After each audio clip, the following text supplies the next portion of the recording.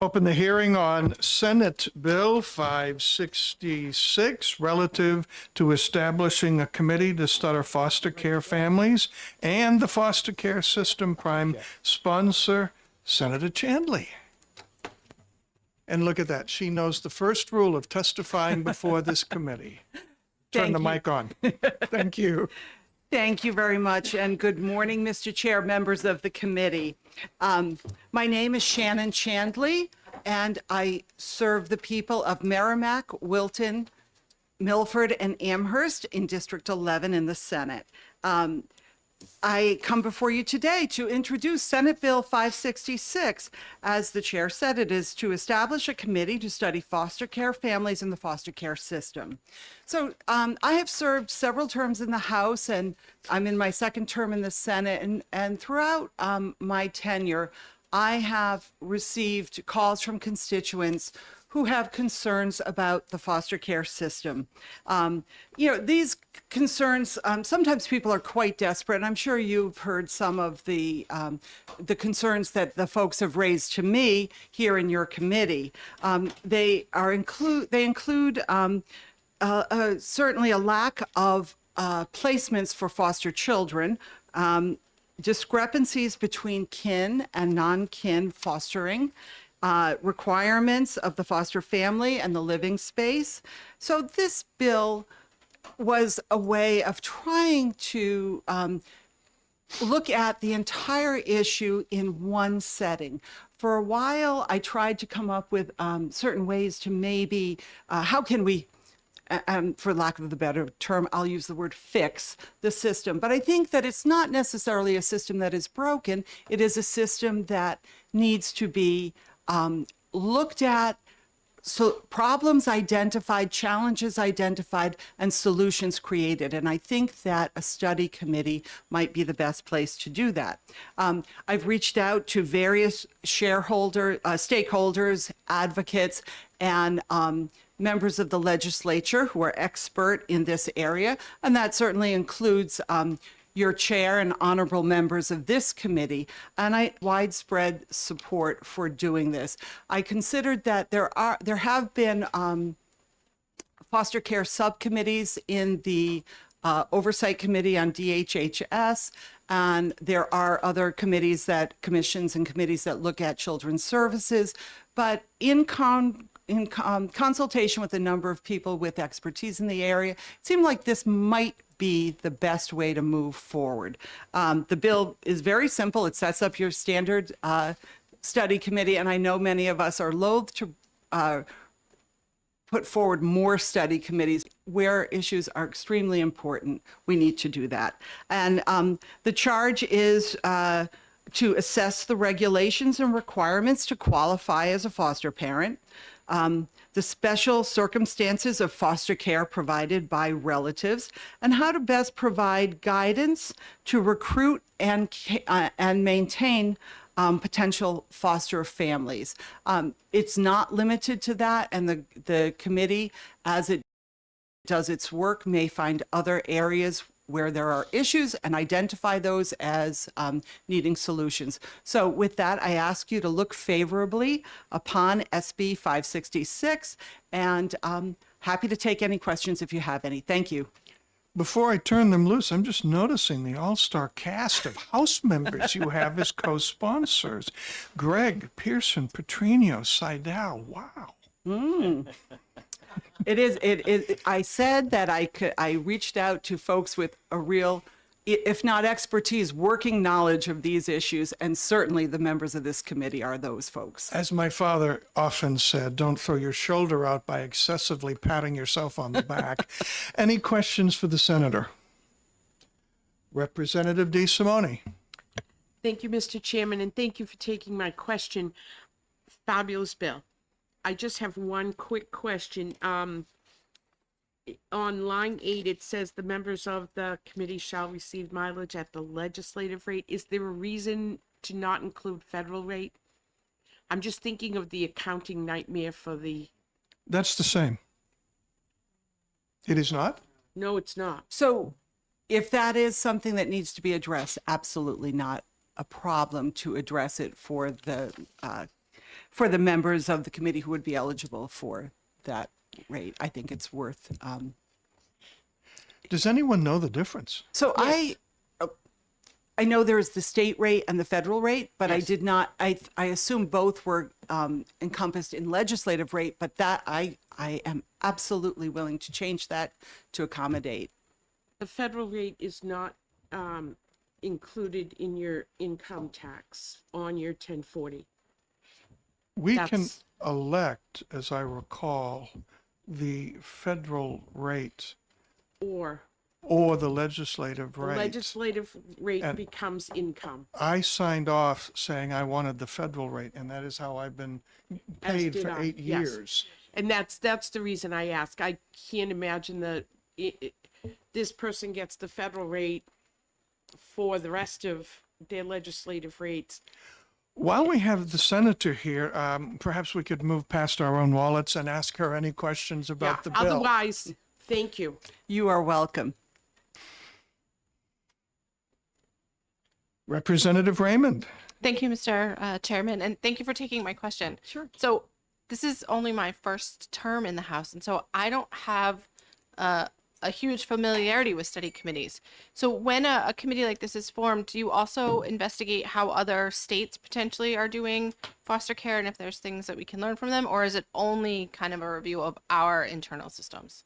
It would encompass both because it really is at the chair the committee will be established and the chair is able to run the committee as the chair sees fit.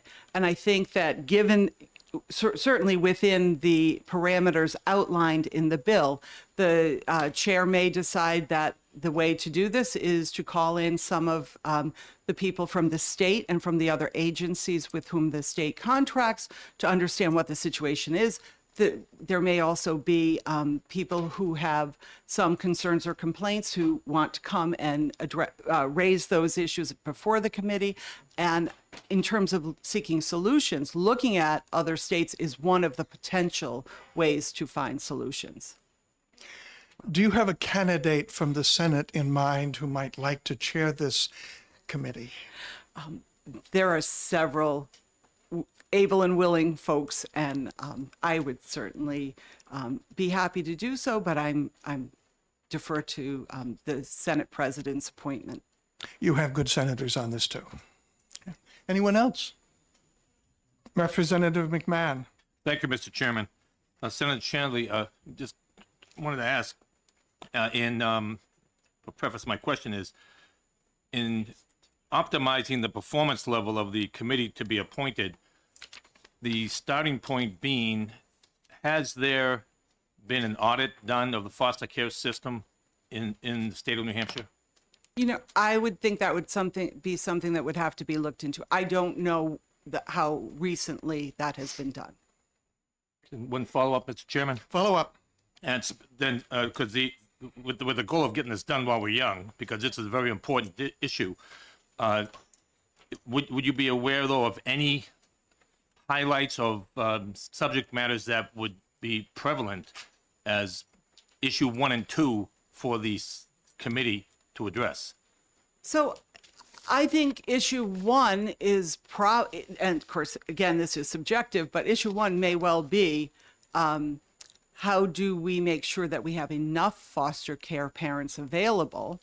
And issue number 2 is what do we do to train and guide them in their role as foster parents? And I guess I'll make that issue number 1. Those 2 things are issue number 1. And issue number 2 would be, what are the barriers? Why do people not serve, or why do they back away from serving? So a fiscal no would be a reality in this work. Any solutions that would be proposed through legislation would likely have a fiscal note, but I'm not sure of that. Right. Thank you, Senator are Chandler. welcome. Thank you, Mr. Chairman. What do you think, folks? Thumbs? Thumbs are unofficial votes. Oh, you are not in Massachusetts anymore, Representative. Only one thumb, please. Thank you. Thank you.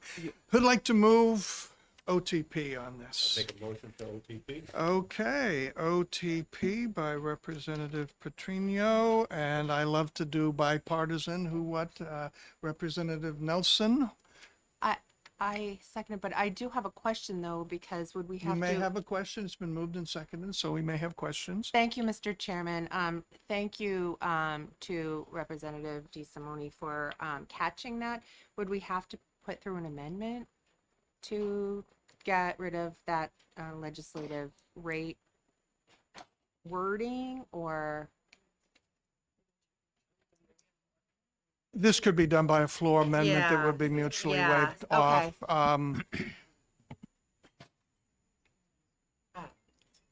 Excuse me, could you call the roll and I'll speak and then I got to take a phone call. Okay, we're gonna call the roll. We're going to call the roll. Wait, who's Chair votes yes. All right. The chairman votes yay. Representative Long. Yes. Representative DeSimone. Yes. Representative Bickford. Representative Bickford is not present. Representative Nelson. Yes. Representative McMahon. Yes. Representative Ball. Yes. Representative Panic. Yes. Representative Melvin is not present. Representative Grossman. Yes. Representative Levesque. Yes. Representative Petrino will vote yes. Representative Perez. Yes. Representative Gregg. Yes. Representative Gibbons is not present. Representative Raymond. Yes. Motion carries 13-0. 13-0. Three not present. Who would like to write the committee report? Yeah, Yeah, will do. thank you. And thank you, Senator. Thank you so much. Senator, before you leave, just we can be in touch. Often the speaker asks me for recommendations to committees for him to make the appointment. And if there is a particular House member that in your work you have identified as singularly qualified on this, I'd be interested in knowing that. Okay, and members of the committee, I've already got someone pass me a note interested. So if there's others, just let me know and we'll work on that. Thank you.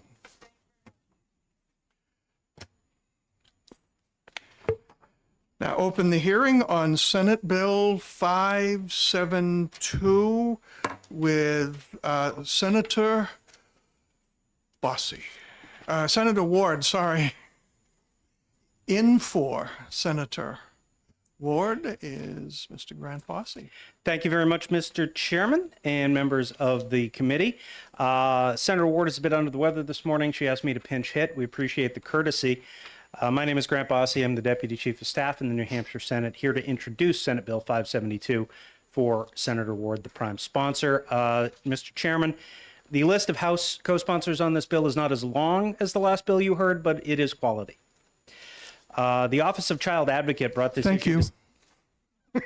The Office of Child Advocate brought this issue to Senator Ward in the fall after conducting an in-depth investigation into incidents of severe child abuse where a number of infants were not adequately protected in the welfare system, due in part to the inability of DCYF, medical providers, and law enforcement to timely and effectively share information. That's why she introduced Senate Bill 572, a bill that establishes a commission to study the sharing of confidential records between law enforcement, the medical community, child protection services, and the legal community. This problem implicates a number of state and federal statutes, as well as policies and procedures across these three sectors. The commission will study the relevant laws, the barriers to information sharing in this arena of multidisciplinary teams to investigate child abuse, and how to prevent such roadblocks.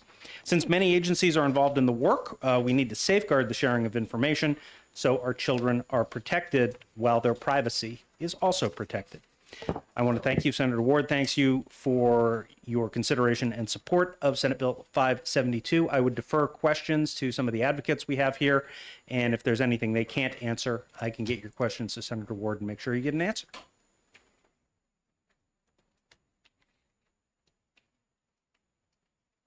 Any questions for Mr. Bossy? Representative Bickford.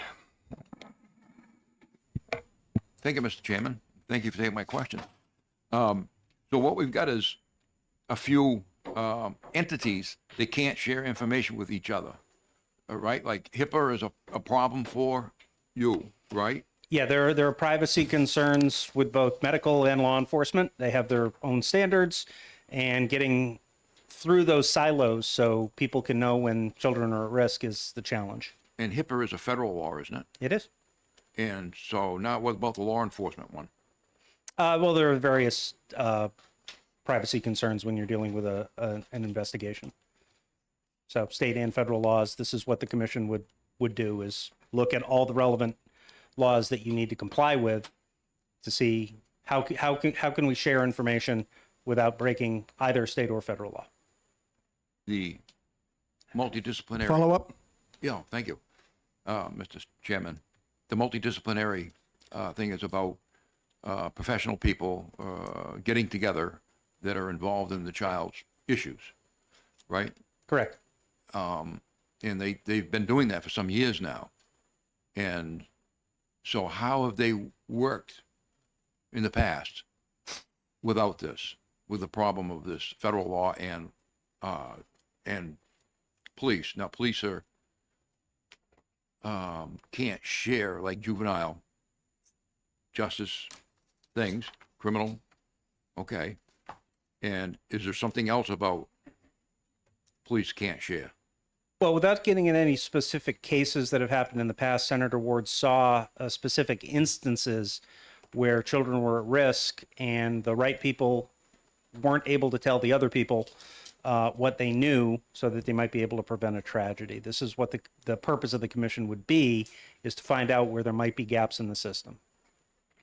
Is there, follow-up, are there any other entities besides those two entities that have a non-communication issue? Well, I think you'll see, if you look at the text of the bill, there are a number of stakeholders that are included. And I think you've got the courts, you've got the Office of Child Advocate, DCYF, the House and the Senate, and law enforcement, hospital They're not the association. friction points. I'm looking for the, Yeah, I think that's something the commission would be involved in fleshing out and finding. I couldn't okay, tell you those myself. are the only two. Okay. Yeah. Thank you.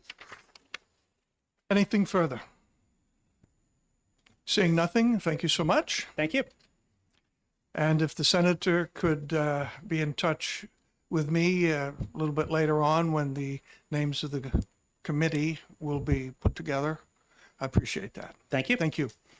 Chair recognizes, I think I get it right, Amy Roy or Ross? Roy, okay, that's good.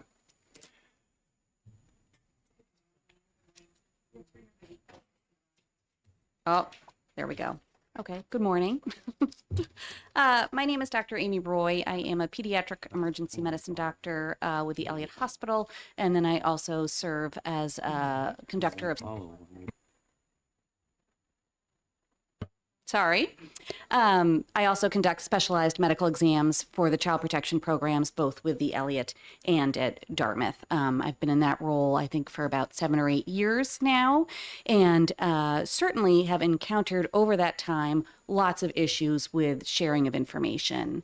As these multidisciplinary teams have sort of taken root in New Hampshire, I think we in the medical community certainly recognize them as really being an invaluable tool for child protection.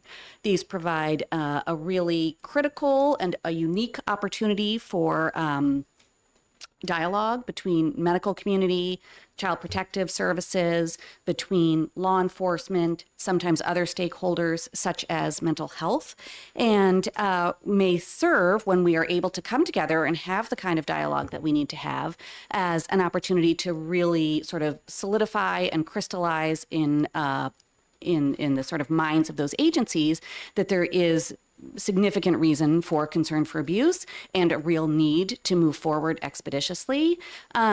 Equally importantly, and I actually have a good example of this, sometimes what comes out of these multidisciplinary team meetings is an equally important opportunity to resolve a concern for abuse so that a family may really be able to put that episode behind them and to move forward. A recurring stumbling block, as we've already heard referenced here, is the capacity to share information. And certainly amongst the medical community, a pervasive concern is HIPAA, fear of a HIPAA violation, and the difficulty that most routine medical providers have in really understanding the nuances of HIPAA, which is a big, complex piece of federal legislation, and in knowing where there are, in fact, protections and opportunities to share information. Certainly, it's hard to believe that the intention of HIPAA is to prevent the sharing of information that is really germane to children's health, but we certainly need help in understanding how to communicate that, what the sort of guardrails are, and how to function effectively, but also legally within that multidisciplinary team setting. I think it's also important to remember, when we look at who is signing consents to release information, in many of these instances, a parent may also be a perpetrator, and that can be a little bit complicated. So I think I can say with real confidence that the medical community would urge and embrace the passing of this bill so that we can have some clarity that would allow us to make these teams the effective tool that we know that they can be. And I'm happy to take any questions if there are any. Any questions? Representative Vice Chair Long. Thank you, Mr. Chairman, and thank you for your testimony. The testimony that we get here often is medical, because if you have medical information at the school district, for example, that's not their medical information. It's your medical information. Now, my understanding medically is, I don't know, about 4 years ago or sooner, if the entity was under if they were held to the same confidentiality requirements, then it could be passed. Is that still the understanding? I'm not sure I understand that completely. Well, it was mostly on when we were looking at doing video medical appointments via video. Okay. The passing. We looked at the passing of information, so that the other entity wouldn't have to start from the beginning. And we found out that if they're beholden to confidentiality, then that information can be passed to them. Are you familiar with any changes of that sort? No, I feel like I might not be the best person for this question. All right, But that's fine. I think, between there's sharing information between medical providers who are really operating under that same framework, then yes, that is allowed. And beyond that, I don't believe so, but I may not be the person to ask. Okay. All right. Thank you. Any further questions? Seeing none, thank you so much. Thank you. Chair recognizes Lissa Mascio and Jennifer Jones from the Office of the Child Advocate.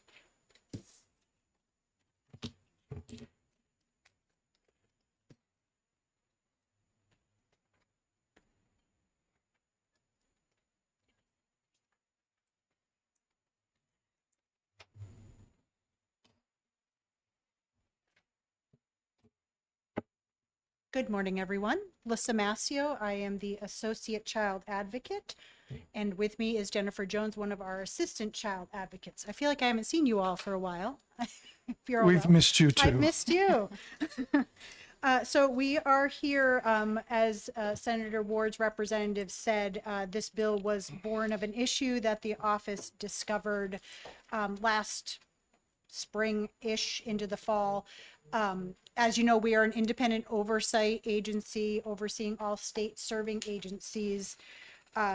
And we support this bill, obviously, as we helped write it. We worked closely with Senators Carson and Senator Whitley and the Oversight Commission for Children's Services around this issue to increase protection for vulnerable children.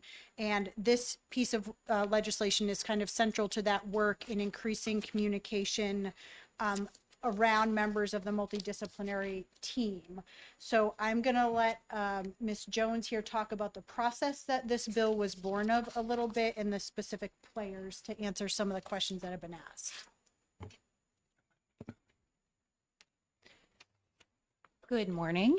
Lovely to be here with you all. I feel like I haven't seen this committee in some time myself, so it's nice to be back. So I want to talk a bit about kind of getting down to the technical pieces of what a multidisciplinary team does and why it's so important that a multidisciplinary team is able to collaborate.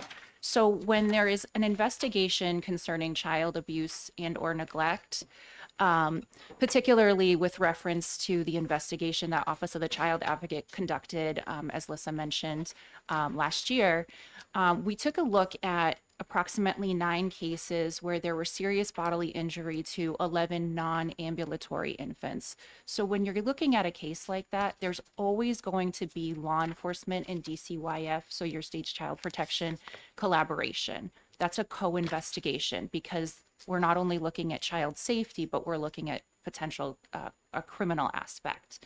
We know small infants can't injure themselves in the way that they were injured in these cases that we had our office had been referred to. So as we took a deep dive into the communication, so there were 2 aspects to it. We took a deep dive into reviewing the records for each of these individual cases, meaning we were looking at the communication between all members of the multidisciplinary team. So that includes law enforcement, child protection, prosecution. Excuse me, as Dr. Roy mentioned, sometimes that includes other entities like your non-investigative collaborative team members like crisis centers, mental health. And so we were looking at, again, the communication between those entities and how they were collaborating as an investigative team. And we also did a system mapping review so that we could look at human factors, right? Things that were barriers or things that may have occurred or happened just in day-to-day decision making of those investigators, as well as system barriers. So we largely found that in almost all of those cases, there was a breakdown in communication at some point in time.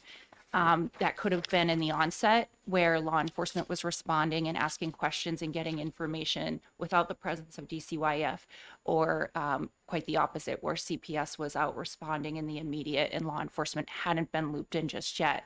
And so those investigations, there's a lot of moving parts. So it's not just about the child or infant being seen in the immediate and the medical information that may come out of that one-time appointment or that one-time, referral to the ED, or, there's lab work, there's follow-up skeletal surveys that may uncover or identify additional injuries that didn't exist at the time of the first initial examination. And so what happens is, in the respective investigations, as that information continues to present itself, so as, you can imagine it takes some time for lab work to get back. It takes approximately 2 weeks for a skeletal survey to occur. If the investigative agencies are getting that information at different times and not able to share, it creates a real disadvantage about what one another knows about their investigation and how they're collaborating.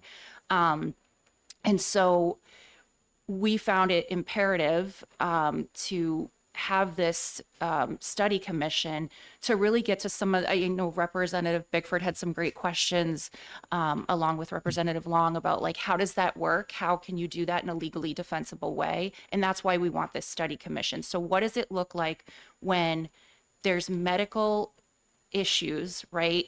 But they're specific to child abuse, and how do we pursue those investigations while honoring the privacy that all people are entitled to medically, but understanding that this isn't just calling up and inquiring about somebody's, average visit to their primary care physician. This is a child abuse investigation and safety is paramount. So what does that look like, and how can we navigate it in a way that we're really not running into one investigative agency having information the other doesn't. As you can imagine, a collaborative investigation requires good communication and timely communication. Another issue that we were able to elicit from our system mapping is that this also sort of in the long game, when these things go to trial, if DCYF and or law enforcement don't have the child's full medical record and they don't have all the records in their discovery, medical professionals can't speak to it at trial as expert witnesses. And that really, really can impede the judge's ability to assess safety in a way that they have all of the facts. And so there's it's a really multifaceted issue. And that's why we are fully in support of the study commission. Thank you so much for your time. I'm happy to answer any questions. Oh, sorry, did you have more? You can either ask questions or I can tell you more, and then you can ask both of us questions. Up to you, sir. I picked B. Okay, I'll keep going. So, as Jen said, it is a very complex area. Rather than us just try and write a bill that would somehow cover HIPAA and law enforcement and DCYF, the study commission will help, because some of the specific barriers we were seeing is it does appear under the current laws, and I did attach you, I know we all like appendices, Appendix A, which is a compilation of all the relevant RSAs. It is clear from those read together that the legislature intends for these multidisciplinary teams to be able to communicate. However, unfortunately, there are some gaps. Some of these statutes require rulemaking, which just never occurred, so that's a gap.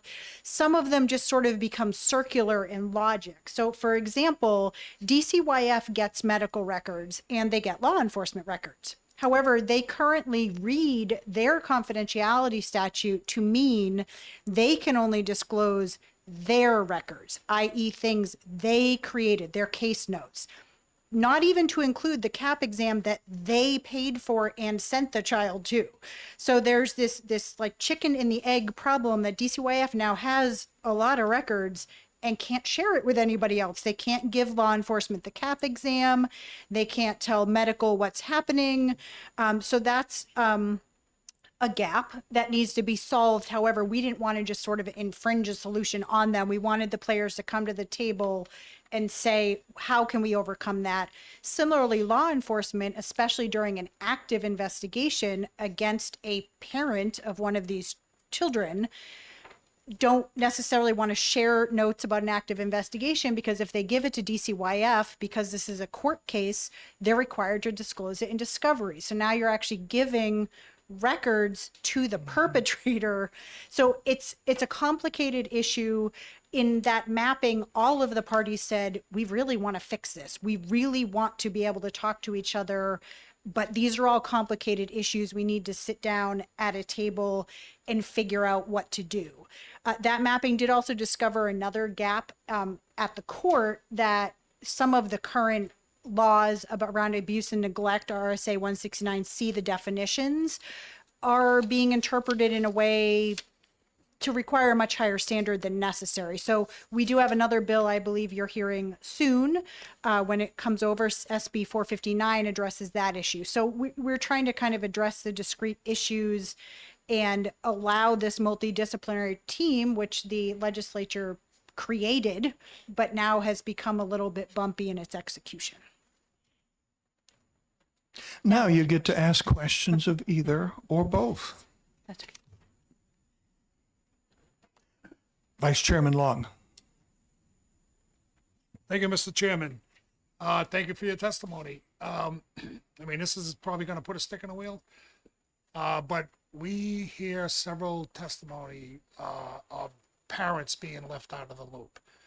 I understand there are some things you want to keep from them if they're the ones being investigated, but we're often hearing that even if the court or somebody deems that it wasn't at that level, they're still not hearing that, and the child is still either being kept from them, or so I'm wondering if that's, I mean, I get this information, confidentiality sharing, but also if parents could be, even a parent that's not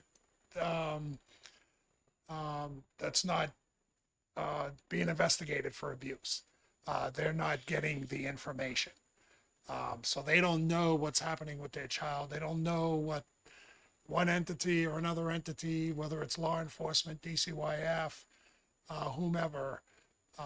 So I think that would be, I think it would be helpful knowing where the gaps are and with the parents.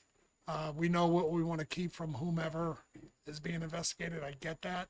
But my understanding through testimony from parents is that they're not getting investigated. However, they still can't get any information about their child. So this bill, thank you for the question, and I hear what you're saying because we've heard similar things. Frankly, parents call our office saying, "I can't figure out what's going on." This particular bill, I send them to you. Feel free.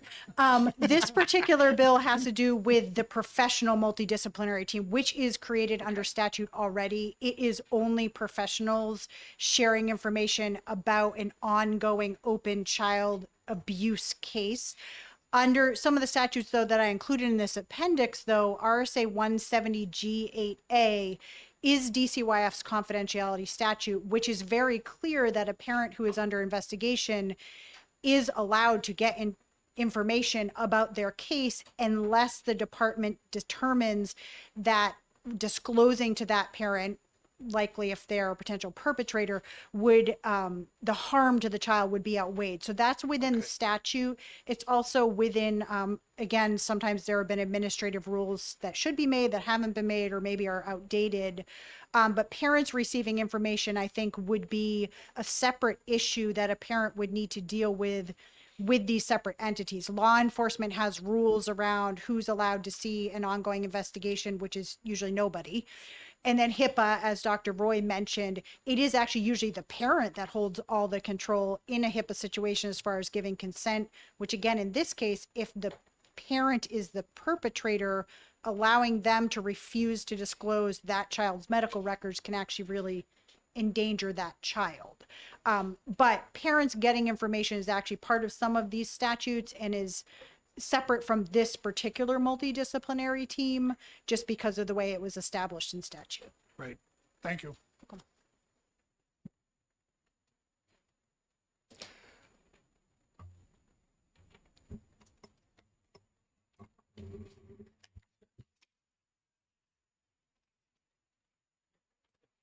Seeing no more cards on this bill, thank you for your testimony. What? Oh, I'm sorry. Representative McMahon, sorry. No, that's fine. You're multitasking as always, Mr. Chairman. Don't worry about it. I just have a question for, See, it's moving up. I used to miss Representative Raymond, and I got that one solved, and, yeah, sorry. cooperative collaboration to achieve consensus is now in place. Okay.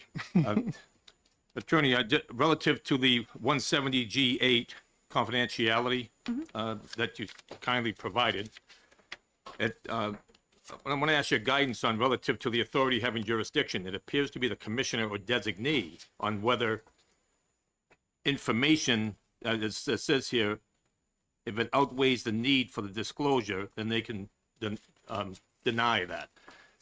Would you have recommendations on specific language that would need to be changed in existing law so it doesn't become a quantum physics calculation as to impact, but it is application versus interpretation of application of distribution of confidential information? Thank you for your question. I think this study commission could potentially take up that question as part of the multidisciplinary team. I can tell you from when I was a DCYF attorney, so these aren't 91A requests, so they're not handled in quite the same way. These 170G8A information requests typically do go to the legal department within any district office. And then the discussion is held at that level of weighing those pros and cons of danger to that child for the disclosure versus the parent's right under the statute to get the records. It can go all the way up to field administrator level or, DCYF state office level. Typically the commissioner herself is not involved in those conversations, but it certainly could be part of a conversation around this statute. I think this multidisciplinary team, because the parent is not part of that professional team, that explicit question would not come up, but this statute's key as far as what information sharing means, who's assessing it, and at what level. So perhaps language could be offered. I think, I don't know of any personal cases where this has been an issue right now. It is meant to, the whole statute is meant to protect children. So it is weighed with the child's safety in mind. One follow-up, Mr. Chairman? Follow up. I'll stipulate to agreeing with you on protecting the children. That's not up for debate. The issue is the application of the protection for the children, as you both have correctly pointed out. If the commissioner is playing a major role in this, is there a representative? I was just looking at who's members of the committee. Is there a representative of the commissioner's office that then would, that should be, if not so designated, a part of this collaborative effort?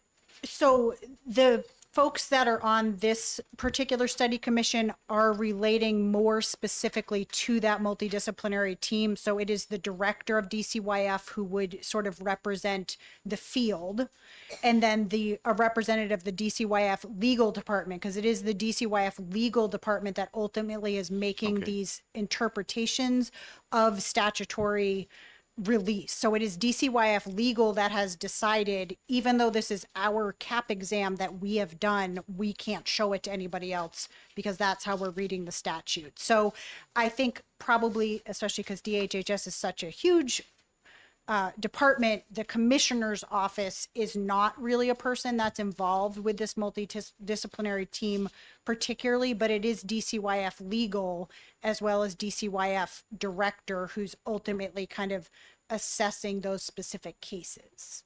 Okay, I'll leave it at that. Thank you, Attorney. Thank you, Mr. Chairman.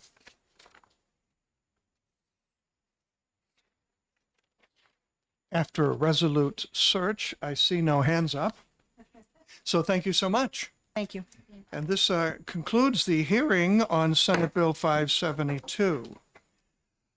Senator Ward and I had an extensive conversation about a few aspects of this bill. So you are now being handed an amendment. And yes, this is hot off the press. The amendment has been worked and reworked. And once you, can I have one, please? Sorry. May I have one? Excuse me.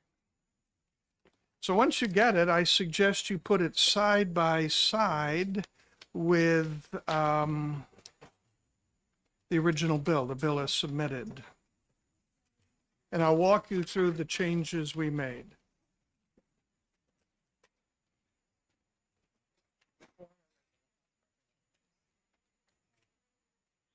And for the OCA purposes, let me give you a sneak peek. For reasons I'll elaborate, everybody else on the commission now becomes consultants, and the only members of the renamed committee are 5 legislators. This is because of recently passed RSA 1449. But everybody who was not a legislator, who was in the commission, is also being mentioned by title as consultants because we want them there. And then there's a few other adjustments along the way. So this is not substantive to the task of this group. It is simply a matter of bringing the membership into compliance with an RSA. So if everybody has both, please look at the original bill, the first page, and line 26. Line 26 says, notwithstanding RSA 1449, the membership of the commission shall be. In other words, I know it's in law, but we're not going to do it that way. We're backing off that. And so if you look over at the amendment, page 1, line 11, the members of the committee, and it's named now a committee, not a commission, shall be, as before, 1 member of the Senate is appointed by the President of the Senate. Senator Ward suggests 4 members of the House, appointed by the Speaker of the House of Representatives, one from this committee, one from Health and Human Services Elderly Affairs Committee, and 2 members from any committee. We want to make sure we get the subject matter experts from the House appointed, as they will do in the Senate, at least one of whom shall be a member of the minority party. Now look at line 16. The committee shall seek testimony from various persons and agencies in order to accomplish its purpose. These shall include, but not limited to. That's the whole list of people, and the bill is submitted on the top of page 2. It's the same folks. We want them there, but the reason the LSR was made was large committees with quorum find sometimes they don't make their quorum. They have difficulties in steering a large ship. So we want them to come. If they want to come to every meeting, they're welcome to.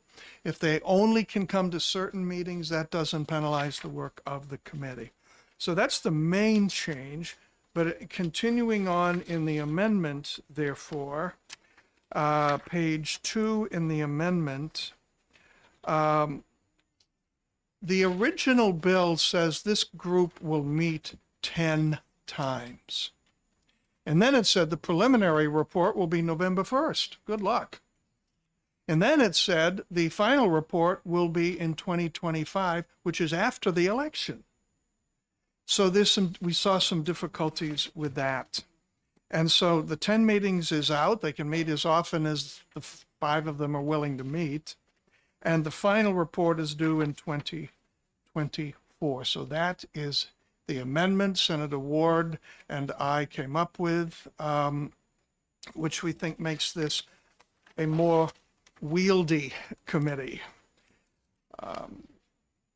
So I'll give you a minute to chew on that and ask me any questions. Mr. Chairman, may Yes. Yes.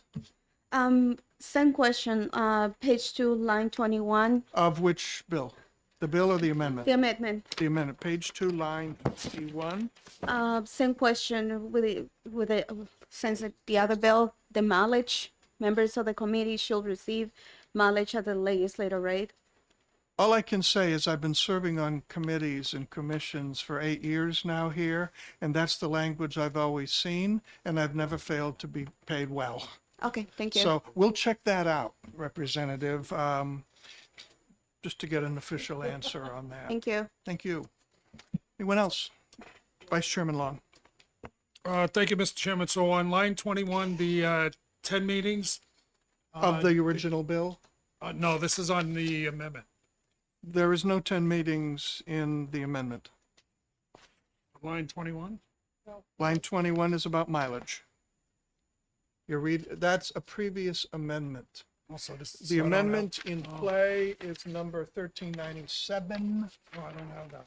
Okay, that went passing by. If anybody's got an extra, there were 20 some odd of them. I didn't take it because I thought I had it. Okay, Yeah, we have an extra right here, Mr. Chairman. Oh, super. Thank you.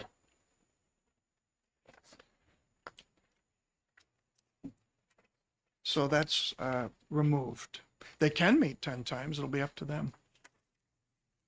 Any further questions on the amendments? Yes, Representative Raymond. Thank you, Mr. Chairman. Right past Representative McMahon, yeah. On page 2, line 25, it says the first meeting shall be held within 45 days of the effective date of this section. Is that 45 days from when the governor signs it? I Yep. feel like it should be obvious. And then I started questioning it and was like, oh, Well, maybe yeah, not. you're in your first term. I figured that one out in my second term, so you're ahead.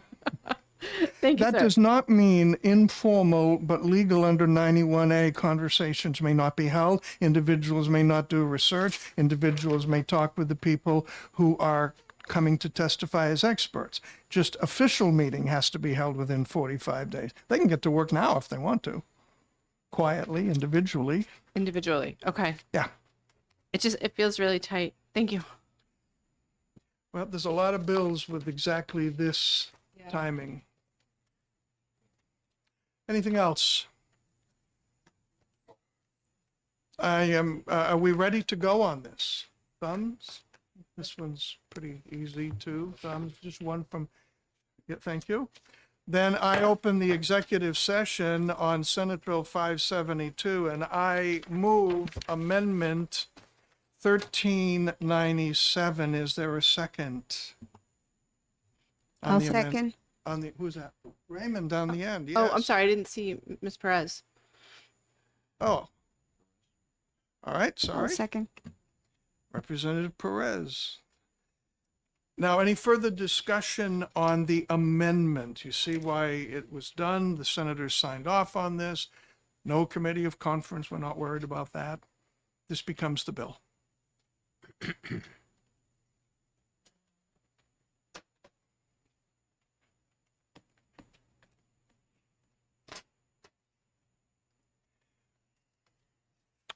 Mr. Clerk, please call the roll. Chairman Pearson, Yes. Vice Chairman Long, Yes. Representative DeSimone, Yes. Representative Bickford, Yes. Representative Nelson, Yes. Representative McMahon, Yes. Representative Ball, Yes. Representative Panic, Yes. Representative Melvin, Yes. Representative Grossman, Yes. Representative Levesque, Yes. Representative Petrino will vote yes. Representative Perez, Yes. Representative Gregg, Yes. Representative Raymond, Yes. 15-0, with one absent. And now the bill, as amended. I move ought to pass as amended. And Representative Gregg. Any further discussion? This is the bill now.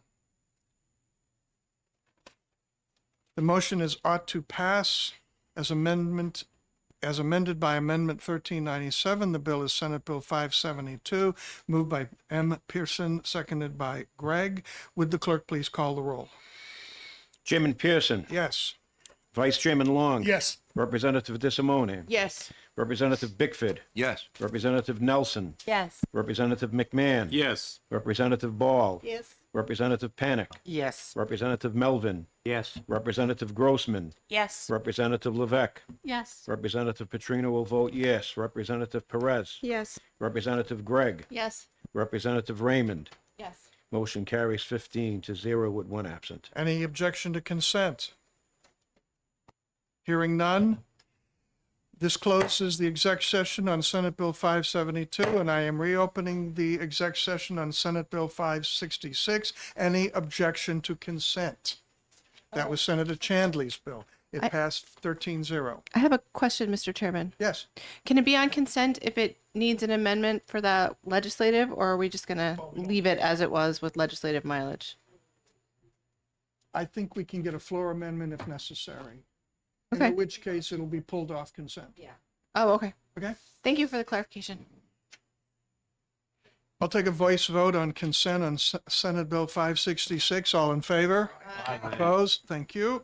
Okay, and that closes the reopened exec session on 566. Now open the hearing on Senate Bill 359, raising the marriage age to 18. And we have Senator Altshuler to present. We do.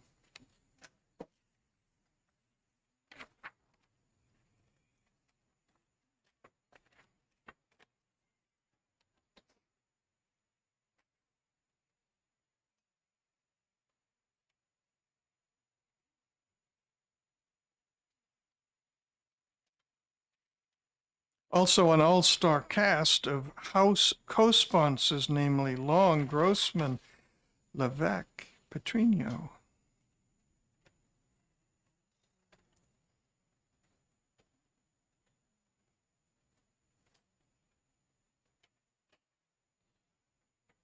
And if you look down at the bill and wonder why under committee it says judiciary, and you didn't know this is now the Judiciary Committee, so if you see judiciary, not to worry about that. It got to the right place.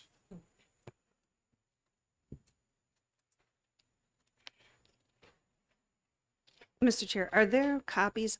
I don't have my actual copy of the bill, just all my supporting testimony. Shall I? I don't know. My assistant committee researcher might know, and if not, there you go. Thank you. All right. And we'll just hold off 1 second so everybody can pay close attention.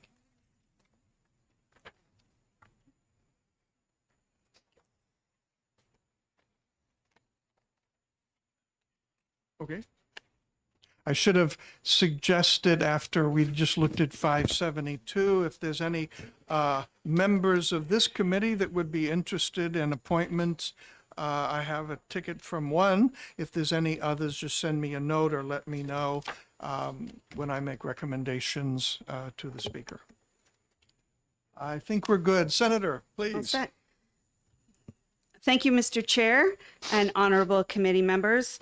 My name is Deborah Altschuler. I represent Senate District 24, which includes the towns of Exeter, Greenland, Hampton, Hampton Falls, Northampton, Rye, and Stratham. I am honored to bring Senate Bill 359 to you with the wind of unanimous Judiciary Committee ought to pass recommendation and a consent vote in its sales. This proposal seeks to amend RSA 4574 and raise the age to enter into a marriage contract to 18 years old. As of July 2023, 10 states have banned underage marriages with no exceptions, requiring marriage license applicants to be a minimum of 18 years old. Delaware and New Jersey did it in 2018, Pennsylvania and Minnesota in 2020, Rhode Island and New York in 2021, Massachusetts in 2022, and Connecticut, Michigan, and Vermont in 2023. In New Hampshire, the average age a woman enters into marriage is 26.8, and for men, it is 29.3 years old. Nationally, according to the U.S. Census Bureau, the median age for marriage is approximately 28.6 years old for women and 30.5 years old for men. Children entering into marriage contracts is wildly out of our current cultural norms. In the back of your packet are two graphs showing the change in the entrance to the contract of marriage for American men and women. Between the years of 2000 and 2023, New Hampshire allowed 215 child marriages, 9 of them since the marriage age was just recently raised to 16. Child marriage is a tactic used by child traffickers to control victims. The Center for Disease Control and Prevention conducts the National Survey of Family Growth, which gathers information on pregnancy and births, marriage and cohabitation, infertility, the use of contraception, family life, and general reproductive health. The survey results are used by the U.S. Department of Health and Human Services and others to plan health services and health education programs and to do statistical studies of families' fertility and health. According to the NSFG, after 5 years of marriage, couples who married as teens have a 38% risk of divorce, and those who got married between the ages of 20 and 24 had a 27% risk. It drops down to 10% if you wait until 30 to 34 to get married. 80% of child marriages end in divorce. There is no data to support child marriage. Children entering into a marriage contract is just not a path to success. Senate Bill 359 empowers Granite State adults to enter into the contract of marriage as legal adults. Previous objections to this proposal included a wildly creative hypothetical of a 17-year-old service member shipping off to war and potentially leaving behind a pregnant girlfriend with no access to medical services. And while that makes for a heart-wrenching Hallmark movie, it has absolutely no basis in today's reality. 17-year-olds can only enlist with parental permission. The pregnancy exception is instead used as a way to avoid rape charges. A marriage license can indeed cover up sexual assault. The United States State Department labels marriage before the age of 18 as a human rights abuse.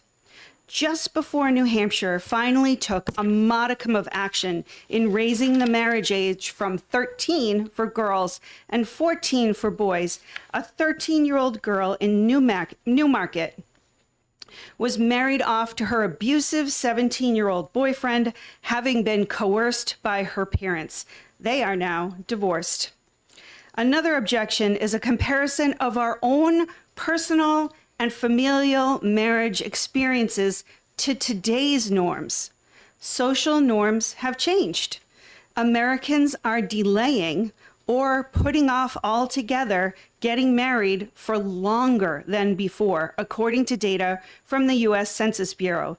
The median average age for men to first get married has risen to 30.2 years old in 2023, while for women, the figure is 28.4.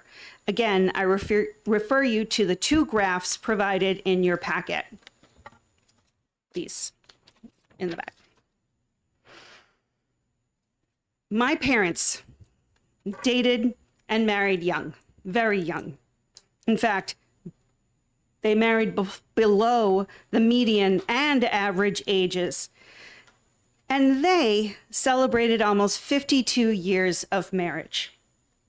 They were married in 1968, 5 full years before the Equal Credit Opportunity Act of 1974.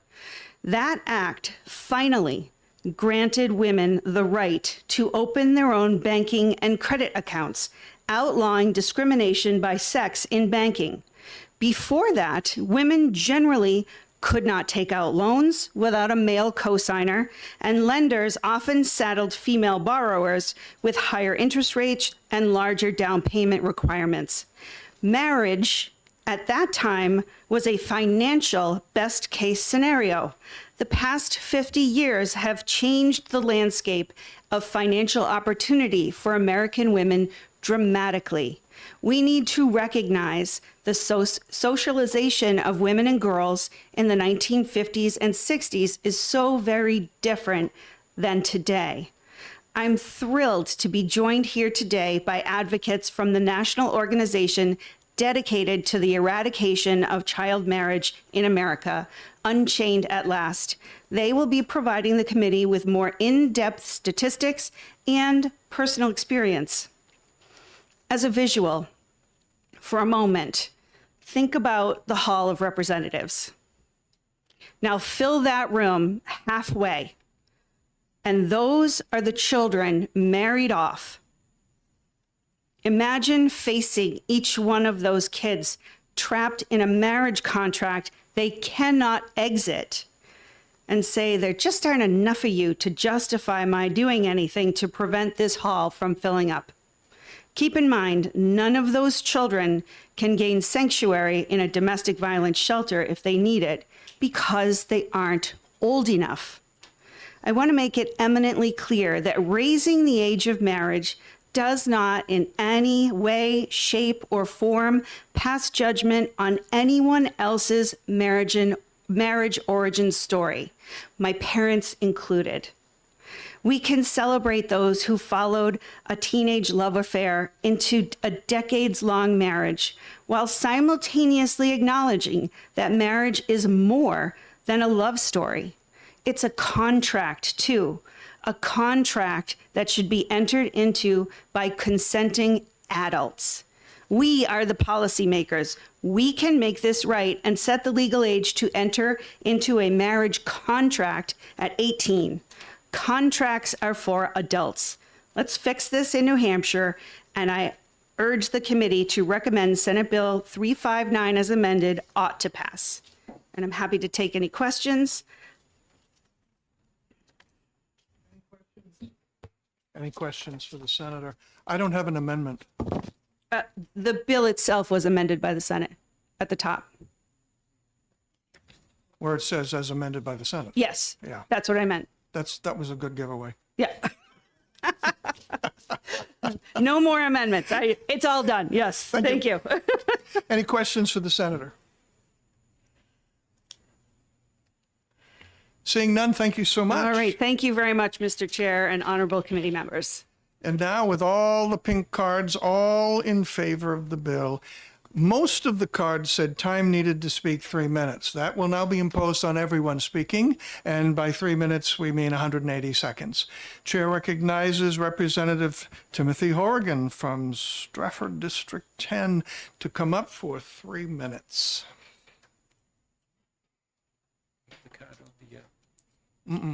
Senator Altschuler, could you fill out a pink card? She did? You did? Okay. Okay, the clock starts now. Thank you. So I'm Representative Timothy Horrigan from Stratford County District 10, which is just a town of Durham. So I was around in 2009 when we passed the marriage equality law, which actually to take advantage of same-sex marriage, both parties had to be 18. And I think that was part of a process of perhaps simplifying and clarifying our understanding what marriage is, which is it's first and foremost a contract between two people.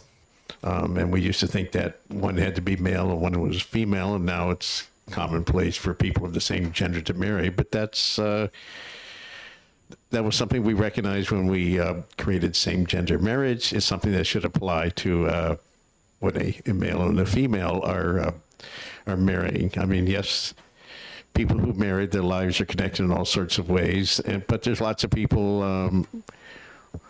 who aren't married to each other who are raising children, lots of people who are married to each other who are living together, lots of people who aren't married to each other who are having sex, and that was true before 2009. It's even more true now. So I think having a uniform age of 18 to enter into the marriage contract is just basically the way to go. So that it's just not an equal, it's just not a valid relationship if either party, or perhaps in some case both, are not able to enter into a contract without parental permission. And of course, the divorce rate for people who marry, child marriages is very high. In some cases, the need to divorce happens even before the party is 18, and that creates a very major problem since they aren't able to initiate the divorce proceedings if they're under 18. So that's so I think this bill is simple common sense. It just clarifies what the evolution we've already seen in marriage law over the years. As I said, it's a contract between those two people, and there's lots of other stuff involved, but it's basically a commitment between those two people. So they should both be adults and able to freely enter into contract. And I don't know if the military thing is going to, apparently it's not going to come up during this hearing today, which is good, but it has come up on the floor in the past. And so the military, the military, your child is eligible for military benefits regardless of whether you're married to the other parent. The only issue is maybe you can't live on the base if you're not married to 10 seconds, Representative. Yes, so the military thing, which may or may not come up during this debate, certainly apparently not during the hearing, is kind of nonsensical. And if you feel it's going to come up, you probably should have your researcher clarify it. Because Any questions for the representative? Thanks. Representative Panic? Yeah. My understanding is once a 16 or 17-year-old enters into a marital contract, that they are considered by the state an adult, and that they could go to see a lawyer and get the marriage nullified or go through a divorce, because once they enter into a marital contract, they considered adults. So I think that's what my understanding was last year when this bill came forward. Well, I would just say I'm not necessarily the right person to answer it.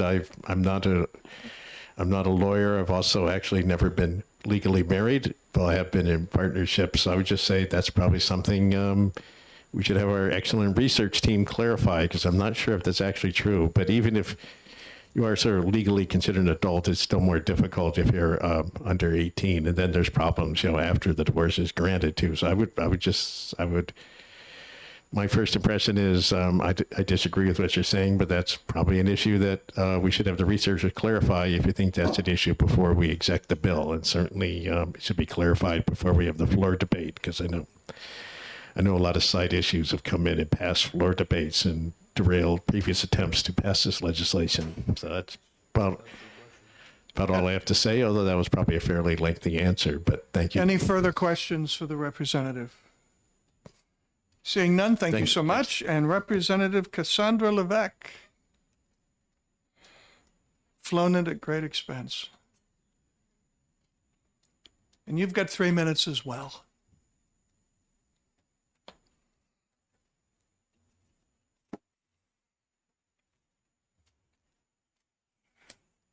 Thank you, Mr. Chairman and members of the committee.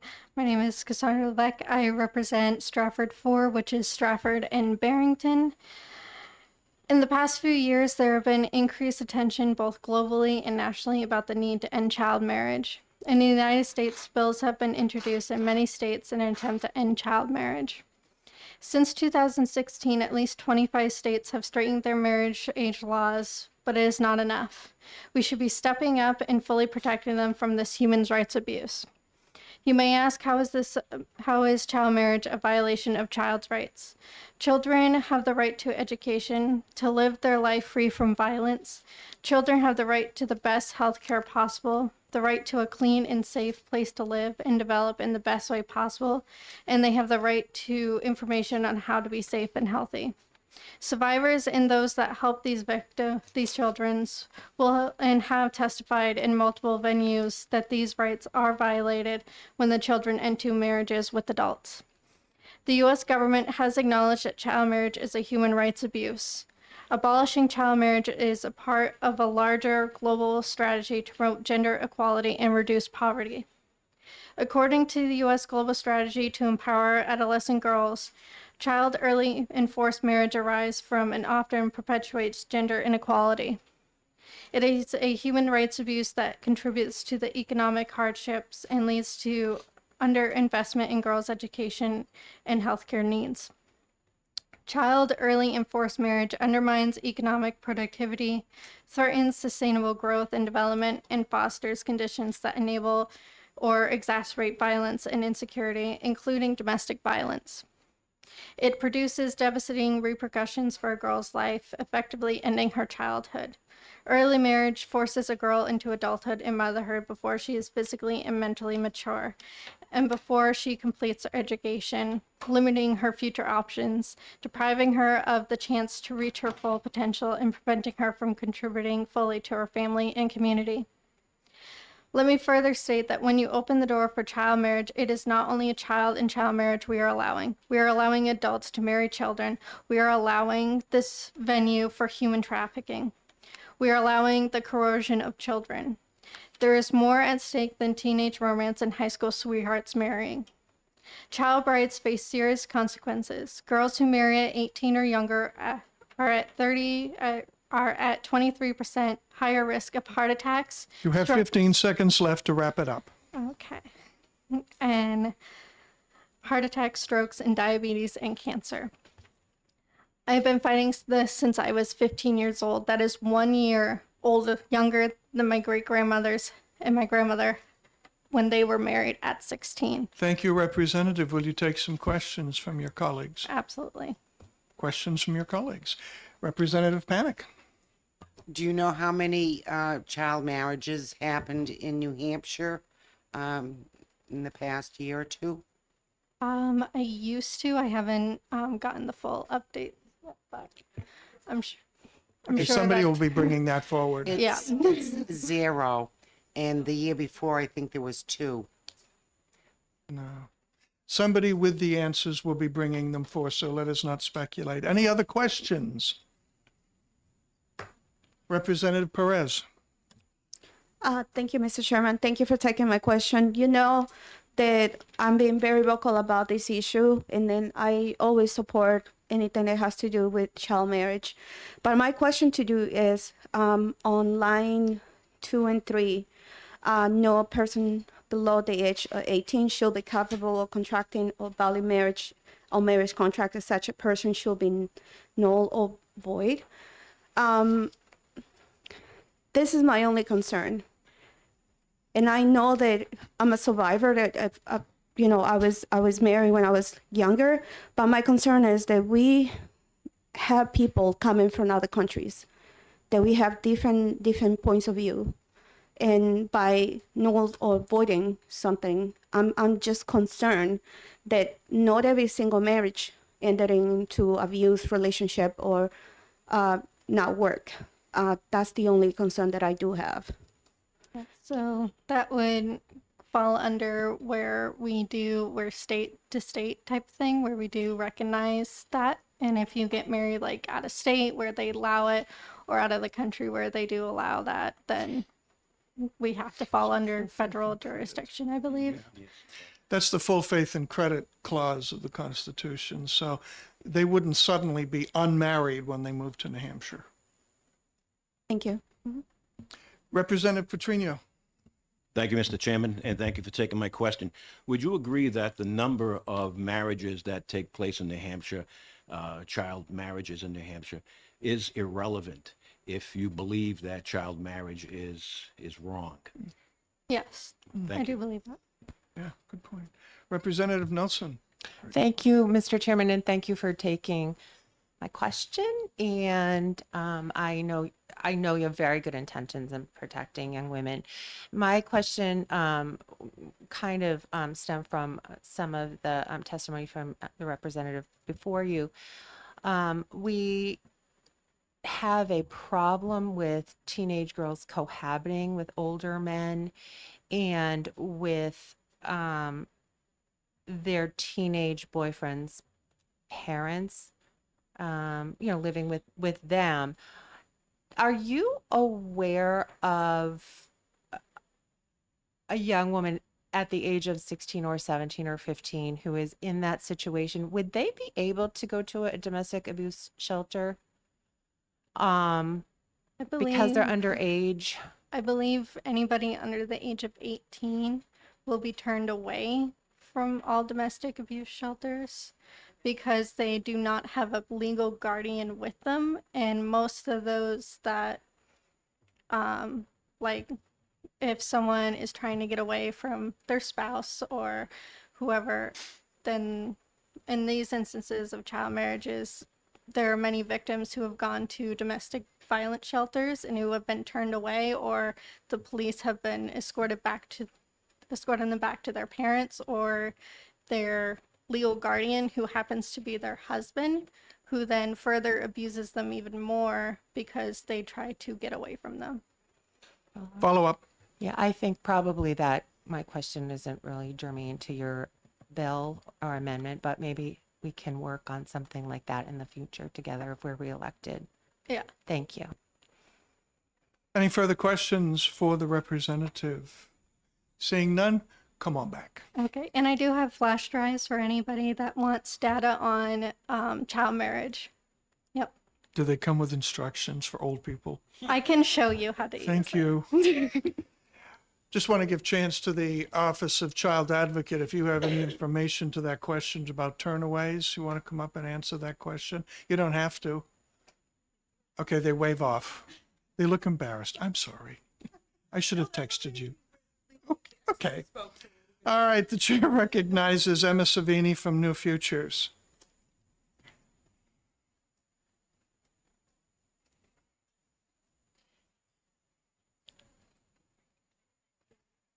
You asked for 2 minutes. I'm going to hold you to 3. Thank you for the extra minute. Good afternoon. Oh, it's still morning, 5 minutes. Good morning. My name is Emma Savini. I'm the Children's Behavioral Health Policy Coordinator at New Futures. New Futures is a nonpartisan, nonprofit organization that solves problems through policy change. We are here in strong support of Senate Bill 359 because it reduces adverse childhood experiences, or ACEs, which have been long linked to serious long-term health effects, not just in childhood, but throughout adulthood as well. When children are engaged in a marriage contract before they reach the age of majority. Typically, these stories are accompanied by severe trauma, sexual, emotional, physical abuse. All of these highly traumatic events contribute to lifelong consequences such as you've heard, heart disease, mental health concerns, substance use disorder. Children who have experienced 4 or more ACEs have higher rates of being trafficked. Something as simple as back pain. All of these things can be mitigated by having protective factors in place, having supportive adults outside of their homes, having access to services. This bill is a really important and critical step in establishing one of those protective factors, protecting our young kids from entering into a contract and having these traumatic experiences. I'll also note that this is part of a national movement. There have been 11 states, soon to be 12 states, that have enacted legislation similar to this to end child marriage in their states. Additionally, to answer Rep. Panic's question, there have been 215 minors married since 2000, between 2000 and 2023. Since 2019, there have been 9 children who have been married. 83% of these were girls wed to adult men with an average age difference of 4 years older from the child who was married.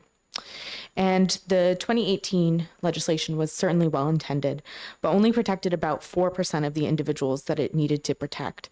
The rest of those cases are aged 17 and above.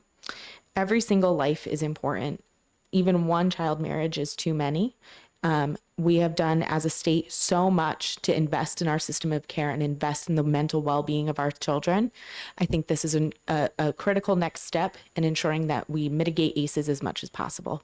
Happy to answer any questions to the best of my ability. You have 10 seconds in the bank for next time you come. Thank you. Any questions? Representative Panic, you're on a roll today. Yes, I am. Thank you, Chairman. Out of those marriages that occurred, do you have the statistics on how many ended up in divorce? I don't have those statistics off the top of my head. Sorry. All right, thank you. Seeing nothing further, thank you so much. Thank you so much. Chair recognizes Lynn Currier Stanley from the National Association of Social Workers, New Hampshire chapter. And thank you for the good handwriting. Well, thank you for recognizing my good handwriting. Good afternoon, members of the committee. For the record, my name is Lynn Currier Stanley. I'm a social worker. I am the executive director of the National Association of Social Workers New Hampshire chapter, and I live in Pennacook. Social workers have a number of concerns about child marriage. This is not a maturity issue. This is a legal rights and responsibilities issue. 30, 40, 50-year-olds may not be mature enough to get married. It is about the legal rights and responsibilities that you obtain once you turn 18. We are concerned about parents prematurely relinquishing their parental rights and handing it over to another, an 18-year-old, a 45-year-old, making them technically their legal guardian. We are concerned about how child marriage is used as a tool of child traffickers. Somebody taking a 16-year-old across state lines for nefarious purposes is committing a felony. Somebody taking their wife across state lines is just going to Vermont. We are also concerned about, of course, about the mental health impacts that child marriage can have. We are concerned for those children. We are concerned for the adults that they become. We're concerned for the social workers who have to help those often young women put the pieces back together. Yes, it is small numbers, but it may not be meaningful to many, but it is absolutely meaningful to those who it affects. Thank you very much, and I'm happy to answer any questions that you might have.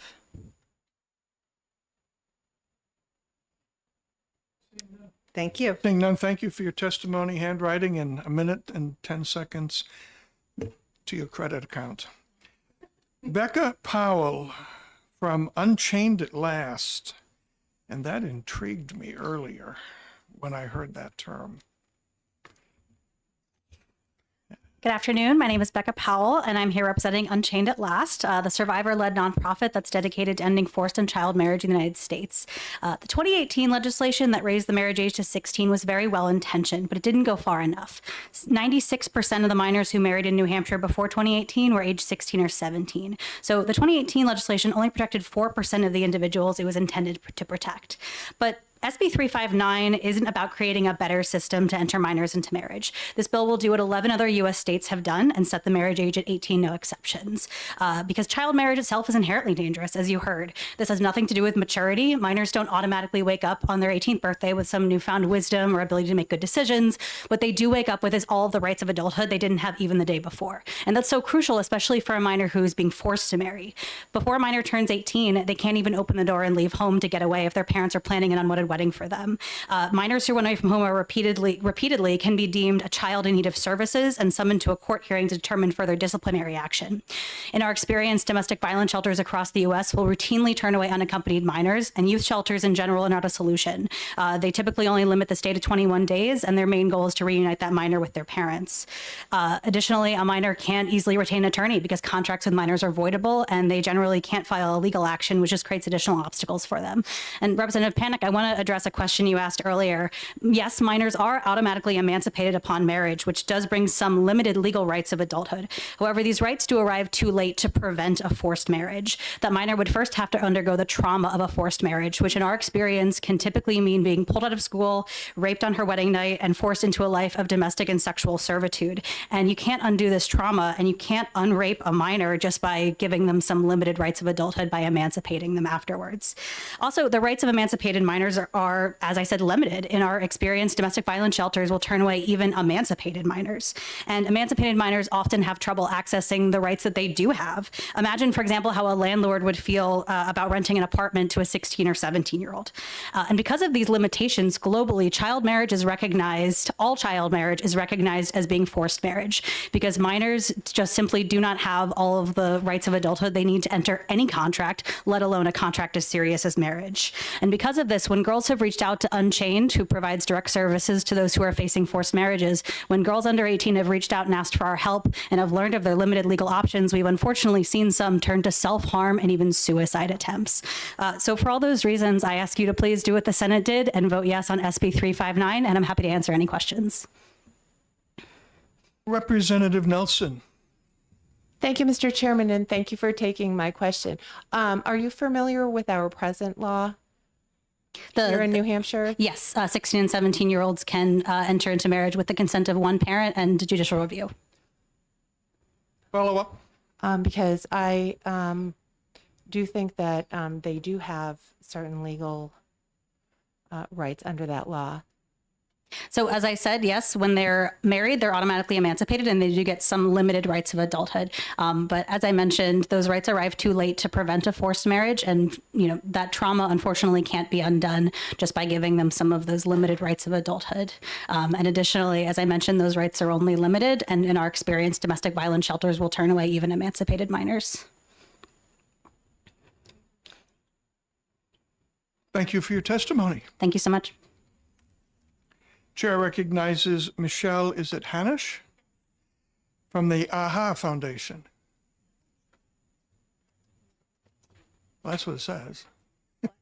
Well, I'm glad you could read my handwriting, because I'm sure it was Not only that, I'm intrigued. Tell me what AHA Foundation is. Sure. AHA Foundation is a nonprofit. No, tell me what it means. Oh, it's our founder's name. Excuse me, Ayan Hersey Ali.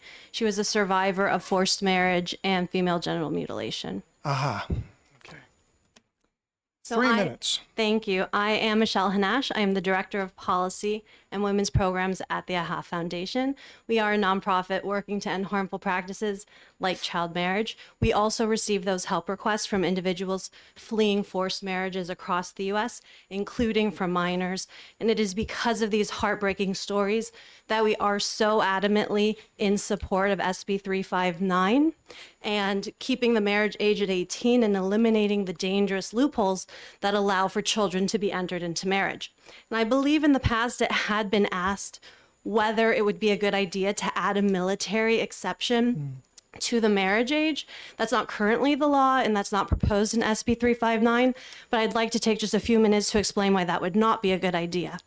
So first, to explain the common misconception, you do not need to be married to list the mother of your baby or anyone for that matter as the beneficiary of your death benefits. And as you heard, children receive service members' benefits regardless of their marital status, and using other spousal benefits that would not apply, like health insurance or housing, to a non-married partner are not a reason to keep children entered into child marriage. Using someone's current financial dependency as a justification for child marriage will only keep them further dependent and reliant on public assistance, government aid for a lifetime.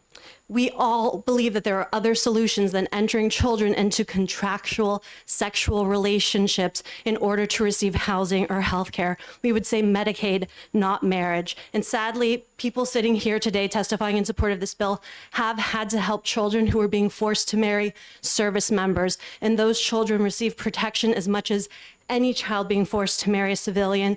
And you should know military exceptions are not the norm. Only one state, Alaska, has a military exception. We couldn't find any country, even in a war-torn area like Afghanistan, that actually has a service member exception. We have support from service member advocacy groups who are saying, don't support child marriage in our name. A letter of support was submitted by Protect Our Defenders saying just this: we urge you to listen to them and not cling to child marriage, a harmful practice that prevents girls from having liberty, economic freedom, educational opportunities. We urge you to pass this legislation as soon as possible. Thank you so much. Any questions? Aha. Representative I might as Panic. well just get everybody upset with me. We're not upset with you. Well, after I say this, We'll you eat our might lunch be. quickly. But Go thank ahead. you, Mr. Chairman. My confusion here is we're advocating for genital reassignment surgeries for children under 18 years old, but you're not going to allow them to be married under 18 years old. I can't seem to line those two different thought processes up. I think something like this needs to be left alone.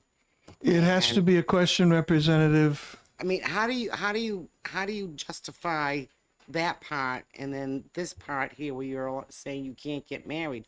We'll reassign genital surgeries, but we won't allow you to get married. It just, how do you square that away? Sure. Thank you for the question. As people have mentioned, marriage is a contractual relationship. 18 is the age to enter into contracts. Setting the marriage age at 18, I should say keeping the marriage age at 18 and eliminating the loopholes is entirely consistent with the laws when it comes to entering into a contract. And we shouldn't allow children to be abused because of other issues that are being debated when it comes to legislation. Ending child marriage is entirely consistent with the laws on childhood and on contracts. And otherwise, having loopholes in the law completely makes a mockery of so many other laws when it comes to children. Thank you. Any further questions? Thank you for your testimony. Thank you so much. Chair recognizes Mr. Dana Albrecht. And you also have 3 minutes.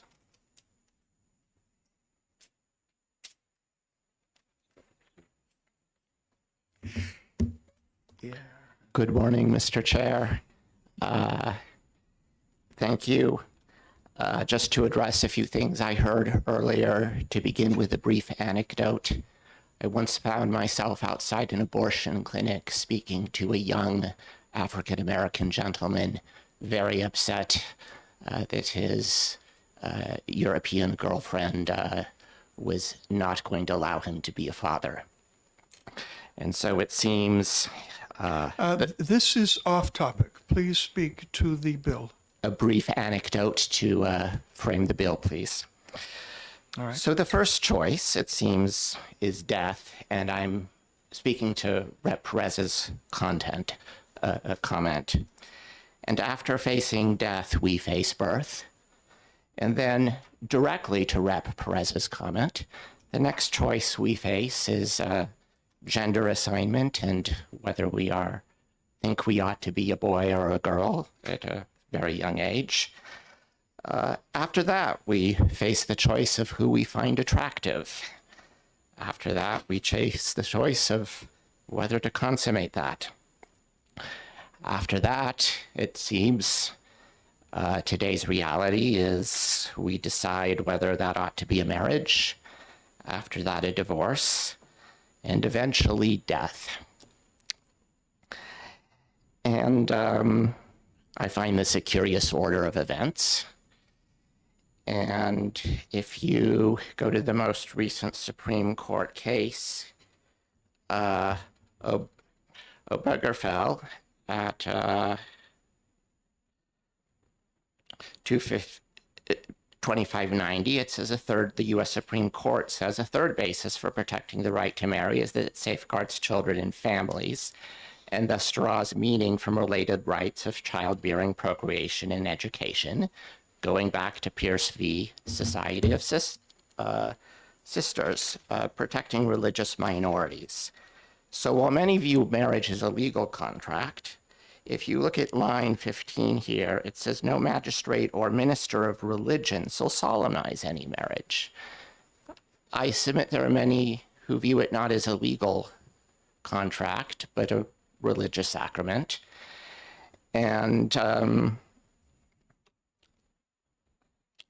I'm not sure how this bill is written doesn't run afoul of Obergefell, both in terms of due process, recognizing full faith and credit, and recognizing First Amendment rights. And granted, it may be a very tiny minority, but I would just urge you to consider this in the broader context of all of these issues and at what ages all of these sort of events ought to occur. Thank you. Any questions? Seeing none, thank you for your testimony. I do know that in most states, the minister of religion is both a minister of the sacrament and a legal representative of the state. And I do know that in those states where sometimes those are in conflict, that is a discussion. Can the minister solemnize matrimony for the church and not be a representative of the state when those two things clash? I'll just leave that as an open issue. Okay. Thank you. These are just things I'm hoping you'll consider as you. Finally, the chair recognizes Frady Rice from Unchained at Last, and you two have 3 minutes.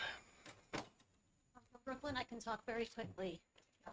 I'm Frady Reese. I am here as from Unchained at Last, and I am a forced marriage survivor, so this is very personal for me. I'm also an advocate through Unchained at Last. We work with survivors who are escaping forced marriage, and I'm an expert on this issue. My research and writing have been published extensively. I want to talk about how the current law in Massachusetts, here in New Hampshire, allowing 16 and 17-year-olds to be entered into marriage actually encourages, legalizes, and incentivizes the trafficking of minors under the guise of marriage. The way it works is the federal government does not specify any minimum age for marriage. And this is a really dangerous and gaping and shameful loophole in federal law that allows and it encourages the trafficking of minors in the U.S., and mostly it's girls who are trafficked for the U.S. citizenship, forced to marry adult men overseas who get a visa and a path to citizenship.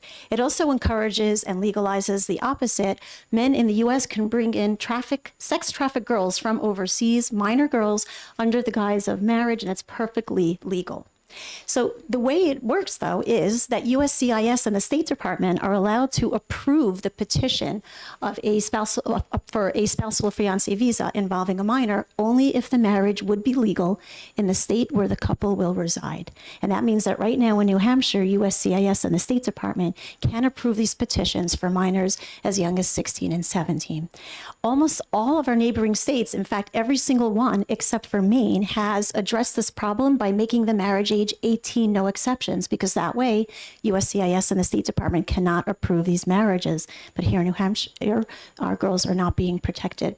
And this is not a small problem, by the way. The U.S. Senate Homeland Security Committee issued a report in 2017 that showed that in the decade leading up to that report, there were almost 9,000 petitions for a spousal fiancé visa involving a minor as young as 13 that were approved by USCIS, and the younger party was a girl in 95% of those cases. Let's catch up to the rest of our neighbors and 11 states across the U.S. that have solved this problem by making the marriage age 18 no exceptions and stopping the legal trafficking of minors. Any questions? Representative Nelson. Hi, thank you, Mr. Chairman, and thank you for taking my question. I wanted to just get some clarification from you.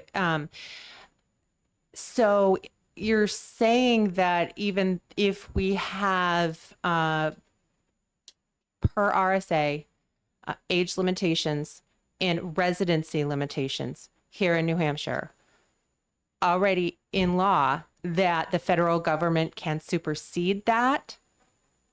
So what I'm saying is the federal government cannot supersede the minimum age, but it can follow the minimum age. And since the minimum age now is 16, that means minors at age 16 or 17 can be legally trafficked because USCIS can approve that.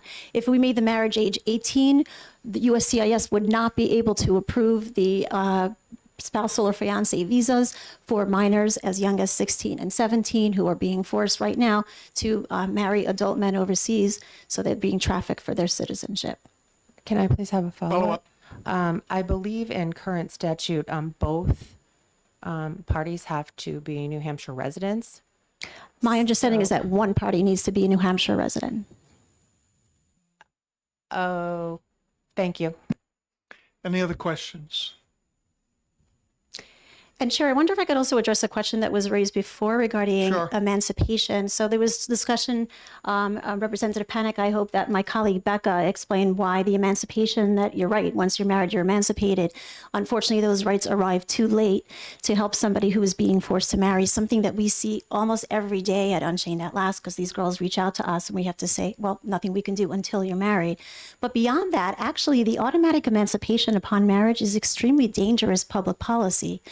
Because once a minor is married and emancipated, they lose their parents' financial obligation to them. And typically, before we emancipate a minor here in New Hampshire under the new emancipation statute, we first make them prove to a court that they are self-sufficient in their personal and financial affairs. But nobody is looking at that when we're emancipating minors just because one of their parents decided it was time for them to get married, because this can happen with just one parent's consent.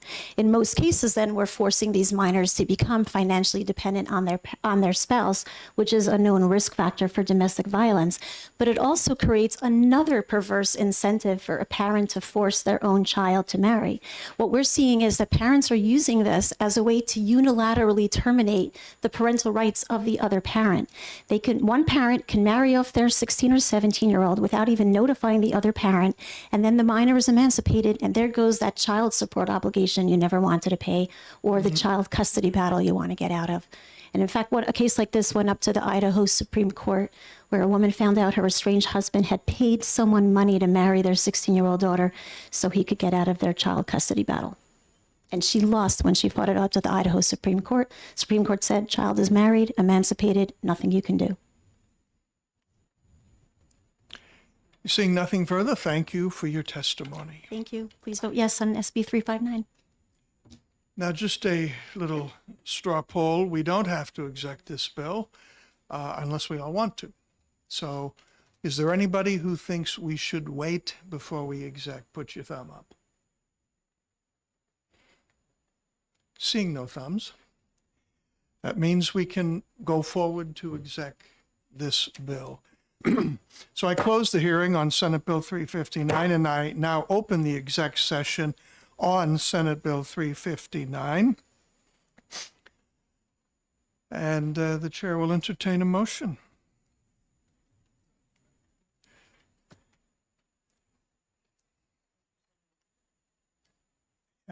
I'm ready to write. I will put all the letters down even though I don't say them, right? Yes. Yes, Levesque, got it. I move And- ought to pass. Ought to pass. Second that. And Petrino, Levesque, okay. Any discussion? I sensed on the part of a few folks a little bit of hesitancy, and that's okay. That's why we have the discussion. Representative DeSimone. Thank you, Mr. Chairman. I took the time to look it up. On line 12, it says no magistrate or minister of religion shall solemnize the marriage. Doesn't say anything about justices of the peace, who in this state are not considered magistrates. And a justice of the peace can solemnize a marriage. So there's one issue that I have with the bill. Could we look at just that when one would think that no justice of the peace may commit an act against an RSA, and if that person does so, that person would be subject to some strictures, and the act would be null and void. Well, it doesn't say we can't do it. Doesn't say we can do it. So, don't know.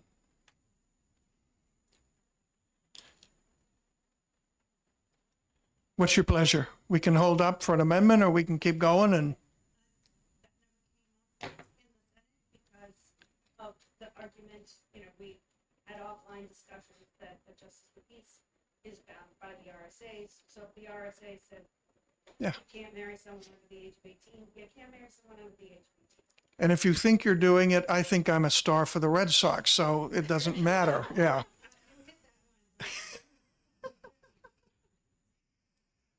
Anyone else for discussion? Representative Bickford. The issue of military was Yeah. brought up. Thank you, Mr. Yeah, Chairman. no, sorry, that was wrong. This is discussion. I just call on you. Oh, okay. Anyway, military was brought up for an issue. And one of the things in the military, as I recall, they pay more if you have a wife or spouse, I should say. And so they've created a benefit that makes this advantageous to get married at a younger age.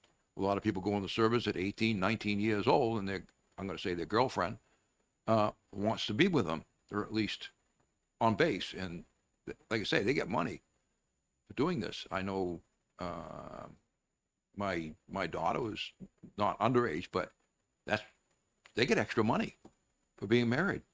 I know it's not something I really believe in, because I believe in equal pay for equal work, but that's the way the system is right now. And so I'm hesitant to change because of that. Representative Levesque.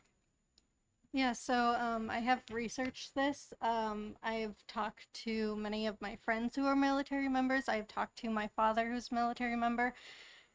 There is no room for a wife when it comes to basic training. When they enter into the military, there is no wife or spousal housing. They come with the trunk that they are given and the clothes on their back, and then they are introduced into basic training. Yes, they do have housing, but they follow a chain of command like the military does. Whoever is higher up in the chain of command, they get that housing first.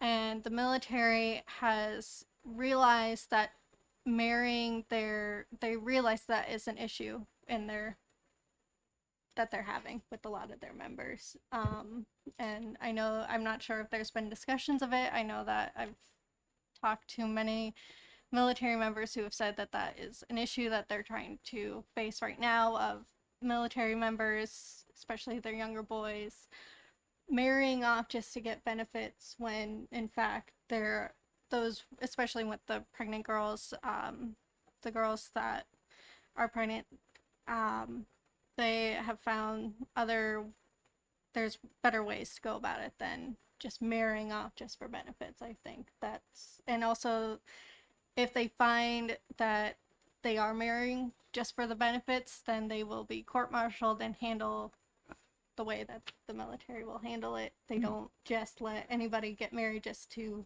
get more money. They tend to have checks and balances in that military to prevent members just to receive more pay just from having a ring on their finger. Vice Chairman Long. Thank you, Mr. Chairman.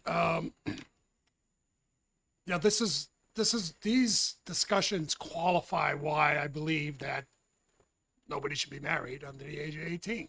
I mean, we're having a discussion about a person going into service that may get another $20 a week if he's married. So we're gonna, so let's incentivize that underage marriage. So somebody entering the service could get extra $20 or whatever they get. I'm sure it's not very much.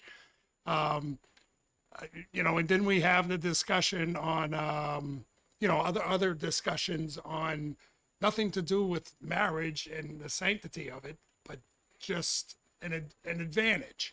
That's why I'm sticking with, if you're not 18 years old, you're not getting married. Representative Raymond. Thank you, Mr. Chairman. So just to kind of follow up on that, so what happens in the military is you get a one-time bump when you add a dependent. It is not when you get married, it's when you add a dependent. So that dependent could be a spouse, but it could also be a child. And it's interesting that we're having this discussion, and I'm reminded of one of the representatives who spoke, who pointed out that we allow only same-sex marriage starting at 18. So if you have a gay military member at 17 who has gotten permission from his parents to join the military, and they want to get married now so that they can have that spousal benefit, they're not allowed to. They're only allowed to do it if it's opposite sex, apparently. So to me, for the fraction of a percent of individuals who this might apply to, it's not a reason to put in danger all of the other individuals who are at risk of child trafficking. And again, the bump is a one-time thing when you add a dependent under their, I forget what it's called, it's their enrollment system. The acronym is DEERS, but I don't remember what all the letters stand for. But basically, it's adding your dependents to their system. And it's for base housing, basically, and your cost of living increase.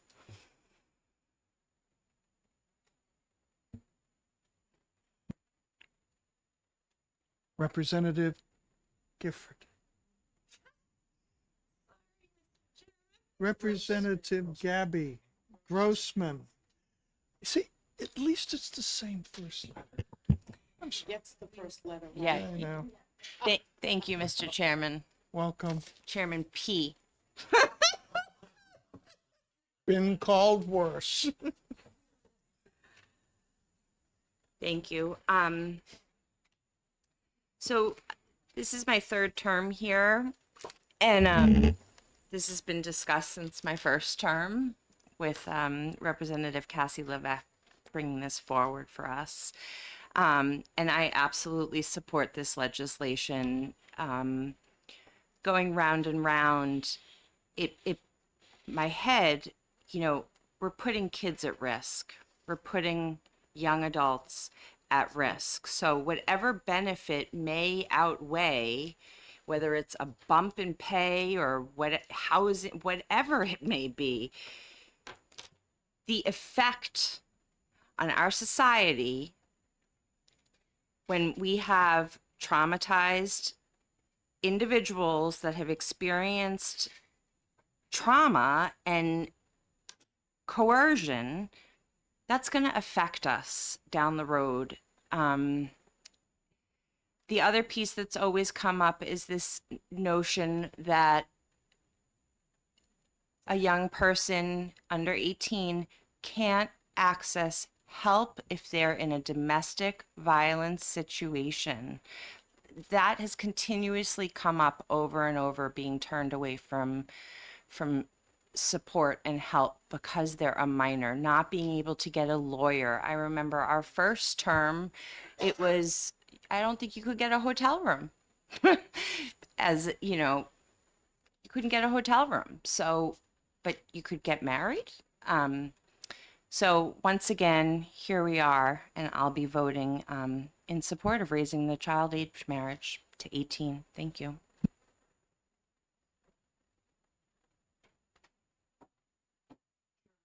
The chair wishes to thank Gabby M. Grossman for her contribution. And now the chair recognizes Representative Gregg. Thank you, Mr. Chairman. I think, there's a lot of things when we look at this bill, and between the House bill that we had this last year and then this bill, we're always looking at, what type of kiddo in this day and age is getting married that early, and we always go back to these abuse things. And I think there's another thing that we're kind of missing here, and I know that the New Hampshire way is we have our own little unique way of doing things, and that's usually pretty great. When we start to see all the states around us passing these marriage laws where we're going to 18, what does that make us? It doesn't make us the outlier who needs to play catch up. What it makes us is it makes us more attractive. Who is it making us more attractive to? It's making us more attractive to these traffickers. Yes, we've only had so many marriages in this last year, but let's look at it. We have a international problem of trafficking, especially with internet, especially with kids having their phones and being able to get online and meet up with people and stuff. We will make ourselves a very attractive state for child traffickers to come. So even though we haven't seen that yet, that's something to keep in mind when we are one of the only islands on this particular matter. So I will be voting for this for a million different reasons, but that's an added one. Thank you. Representative Nelson. I'm feeling ambivalent right now, one way or the other, but my concern is that we have such a larger problem with human trafficking, sex trafficking of minors, and raising the age of marriage to 18 is not going to solve that. And also in domestic violence situations of minors who are cohabitating. So I am hoping that my colleagues will join me, should we be reelected next time, to actually address the real problem that we have here. Thank you. Well, my comment is, when I was young, I visited my family in rural Canada, a little town called Pearsonville, New Brunswick. And at 14, people were responsible. They did not have adolescence. You grew up quickly because the cow had to be milked, the absence of which is far more serious than you didn't take out the trash every other day. And I noticed my cousins in Canada were, because of this, much more mature. And so to get married at 15 and 16 was not a maturity problem. Well, that's not the people I see everywhere else I go, even in rural Canada. As a result, what might have been okay there 60 years ago, I do not believe is okay here now. And so I will be voting for this bill. Anyone else? Yes, Representative Ball. Thank you, Chairman Pearson. I will admit that I voted against this bill last year. However, times have changed in a very short period of time. And I'm very concerned that a same-sex marriage is required to be 18, but we're not providing those same protections to the young women in our state. I will be voting for this. Representative Perez. Thank you, Mr. Chair, for allowing me to speak. As you know, last year I was very vocal about this bill, supporting raising that age to 18. As someone who, again, have life experience with, basically, I was only 15 years old, and my ex-husband, he was 47 years old. And someone who didn't know the language, someone who didn't know the rights. I had 11 years of trauma, pain, and struggles.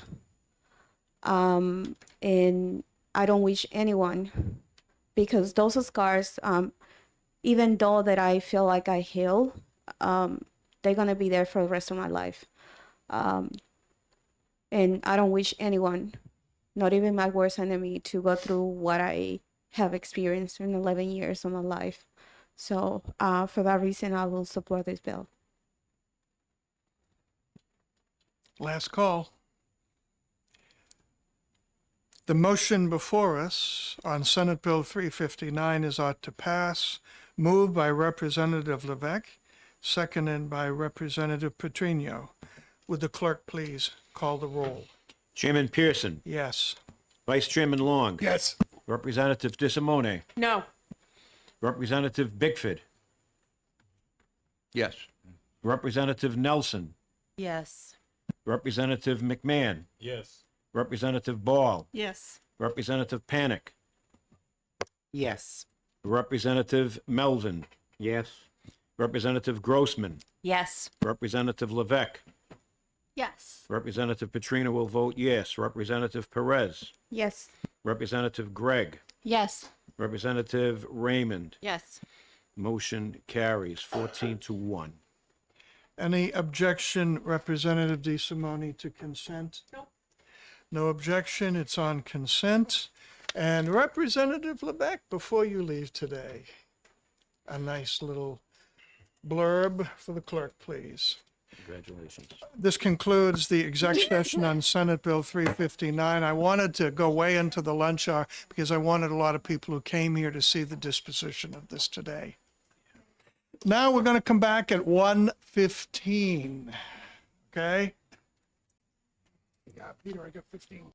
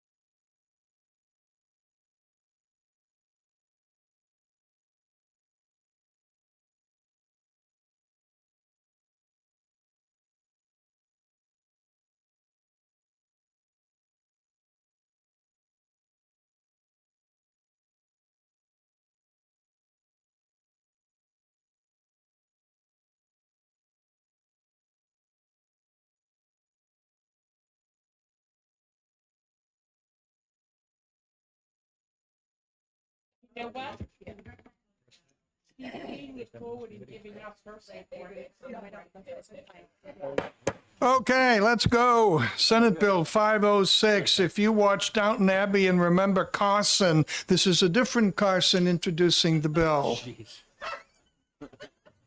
Very much so. Good afternoon, Mr. Chairman and the honorable members of the House Children and Family Law Committee. For the record, my name is Sharon Carson, and I have the pleasure of representing Senate District 14, which comprises the town of Auburn, Hudson, and Londonderry. And I have for your consideration this afternoon Senate Bill 506, which seeks to align other statutes with the Juvenile Delinquency Statute, RSA 169B, which provides that a delinquent includes anyone under 18 years of age. There's only 3 points to this bill. This is a technical cleanup bill. When the state raised the age of a juvenile from 17 to 18, a few spots in statute were missed, and this bill would clean up those remaining references to 17. And I'm concluding my testimony, Mr. Chair.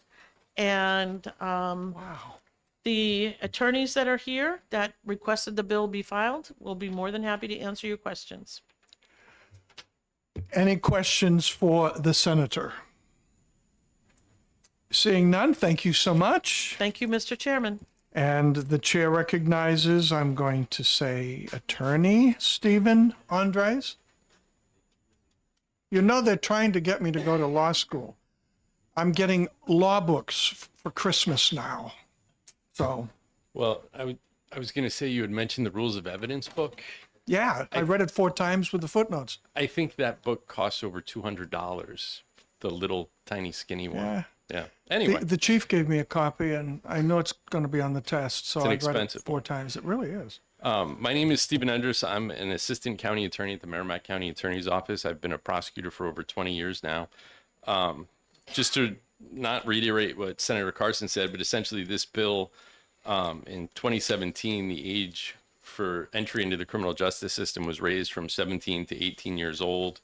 And there were a number of statutes that were sort of lagging behind that didn't get changed. This goes back, looks at those statutes, and changes the age to 18 so that everything is aligned now and unified. I'm happy to answer any questions. I was going to say, there was also a handout that The handout is came being with me passed around. that has everyone who supports it written in it. Wow. Thank you. Any questions for council? Seeing none, thank you very much.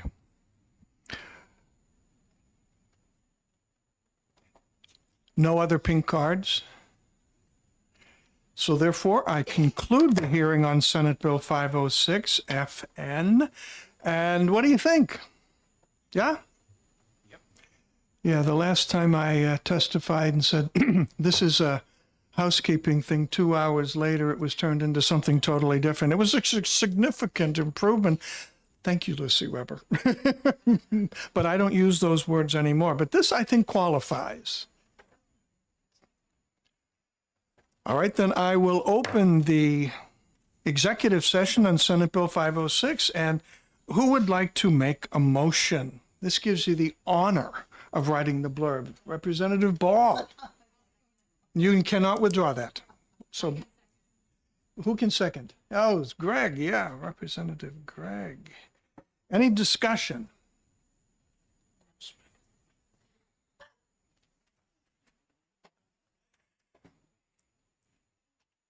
Middle initial M. Molita?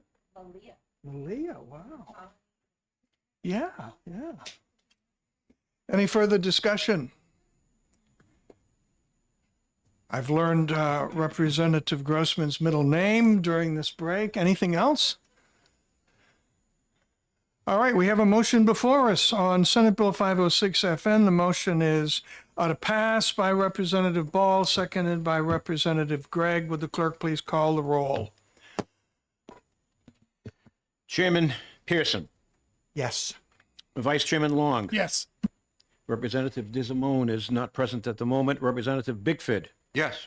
Representative Nelson. Yes. Representative McMahon. Yes. Representative Ball. Yes. Representative Panic, Yes. Representative Melvin, Yes. Representative Grossman, Yes. Representative Levesque is not present. Representative Petrina will vote yes. Representative Perez, Yes. Representative Gregg, Yes. Representative Raymond. Yes. Motion carries 13-0. Any objection to consent? Seeing none, on to consent it goes. This concludes the exec session on Senate Bill 506, and now open the hearing on Senate Bill 498, relative to DCYF. And in today's exciting episode, the part of, what? You're not coming back till 1:30? 3 more minutes. We have 3 more minutes. According to which clock?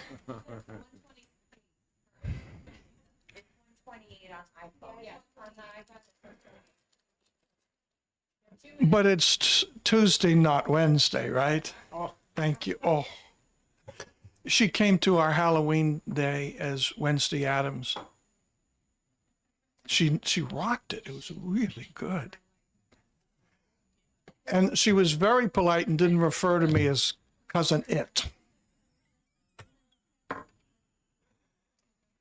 Me is Uncle Fester. Uncle Fester, yes, I can. Uh-huh.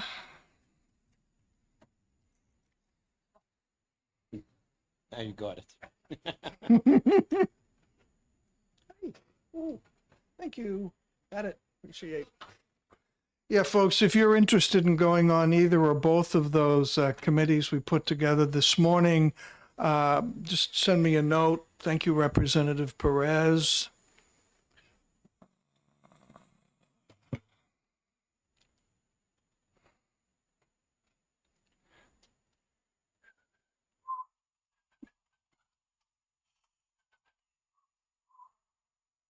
That, by the way, is the final countdown.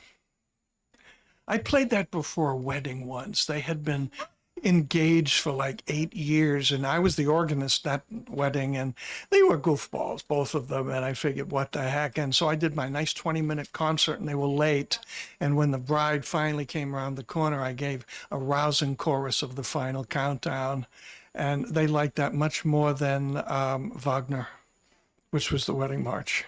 Yeah. Okay, do I have a card? Introduce, oh, I'm going to do that, aren't I? That's this.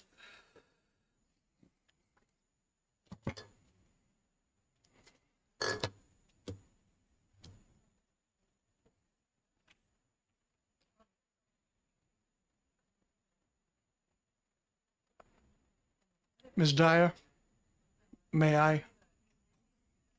Open the hearing on Senate Bill 498 FN relative to the Department of Health Human Services Division for Children, Youth, and Families. In today's exciting episode, the part of Senator Bradley is being played by the chair. So I am introducing this bill, and I have some all-star cast of people ready to speak to it and some written documents. So the chair recognizes Attorney Susan Larrabee.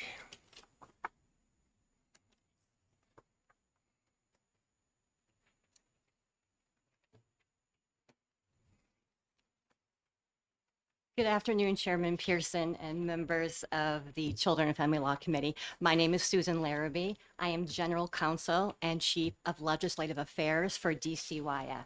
Good afternoon. This is a DHHS requested bill, and I'm here to provide information for you and to go over the bill, Senate Bill 498. Basically, Senate Bill 498 in the first section aligns and adds language to the juvenile justice delinquency section of 169B, which is on page 1, sections 1 through 4, which would be lines 1 through 30.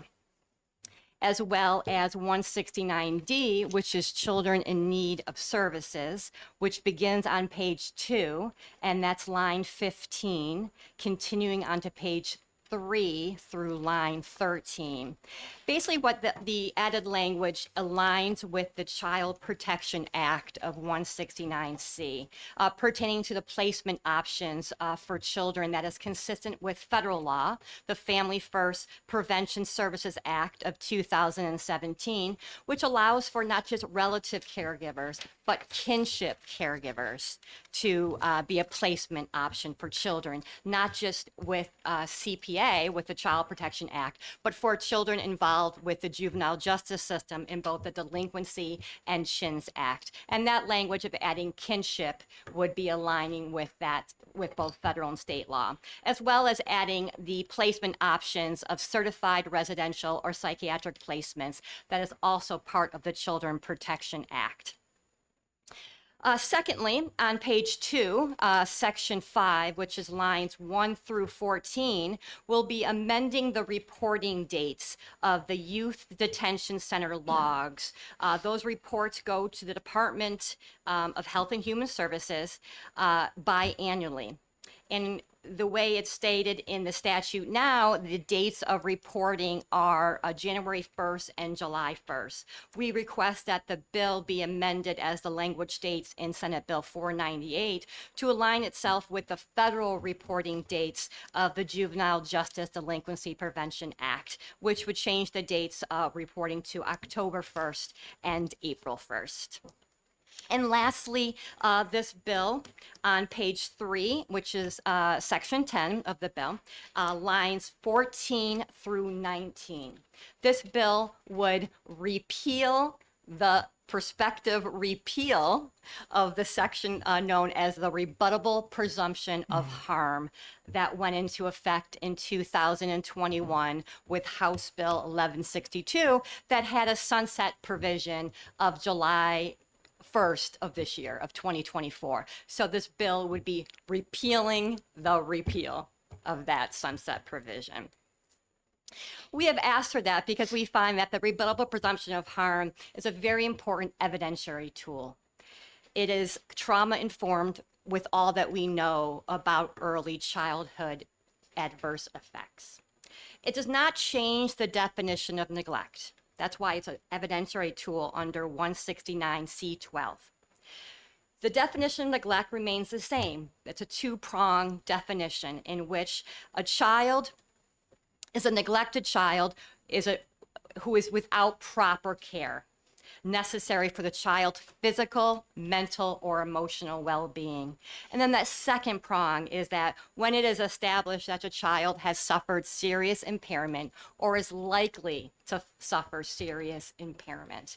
I know it's a mouthful, and there's many elements involved with what factors the court is to consider when looking at serious impairment. And the Supreme Court has simplified it to be harm to a child or potential harm to a child.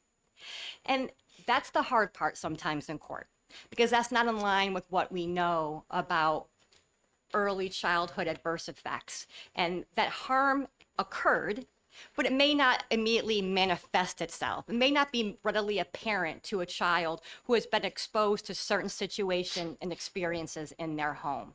And therefore, that would prevent sometimes the state from acting, from intervening, or delay intervention, waiting for that harm to manifest itself. And that's not in line with what we all as a society know about early childhood adverse effects.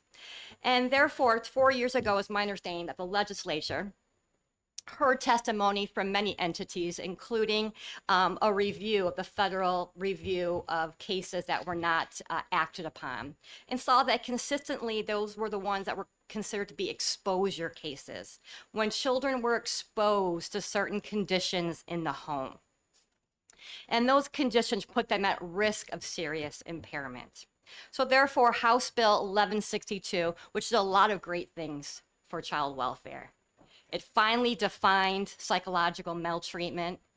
It finally included a step-parent as a parent of a child. And it included 4 rebuttable presumptions of harm, in which the court may make a finding that a child has been harmed a rebuttable presumption that this child has been harmed unless and until proven otherwise to certain exposure cases. And that is when a child is exposed to substance misuse in the home that is adversely affecting the care of the child. When a child is exposed to driving while intoxicated by being in the car with a parent who is driving while impaired. 3, when a child is exposed to physical violence in the home by the parent. The parent is either physically violent towards another child in the home or another adult in the home, and that child is exposed to that.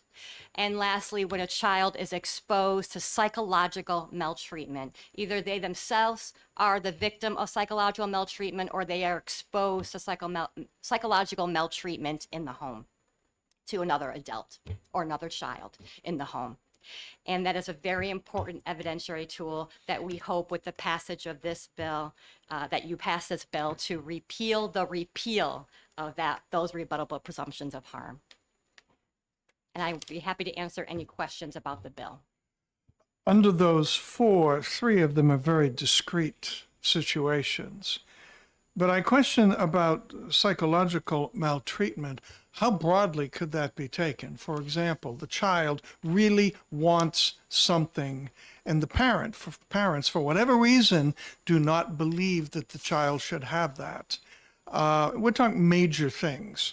Would that be considered psychological maltreatment? And the child could say, I wanted to have tattoos and my parents forbade me, and because of that I am suffering. To me, psychological maltreatment could be runaway. If I may, with House Bill 1162, the definition of psychological maltreatment was added to the definition section of 169C3. And if you could give me a moment, I believe I did bring the actual statute with me. Well, if you didn't, we've got them all over there. Perfect.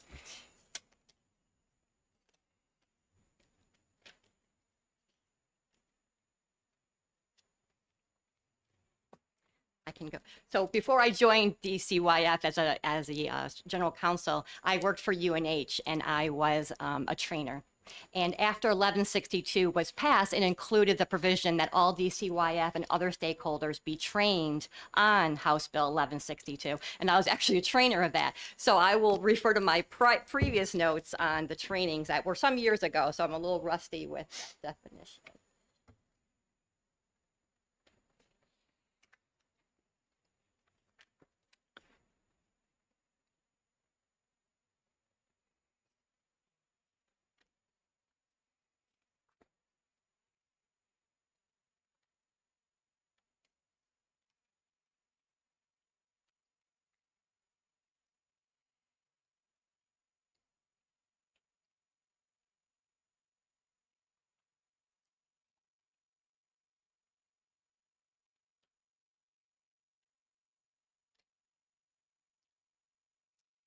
It defines the law, the statute of 1162 added to the definition of psychological maltreatment and was added into the law of pervasive and emotionally abusive behavior, which shall include, but not be limited to, patterns of threatening, berating, or demeaning behavior.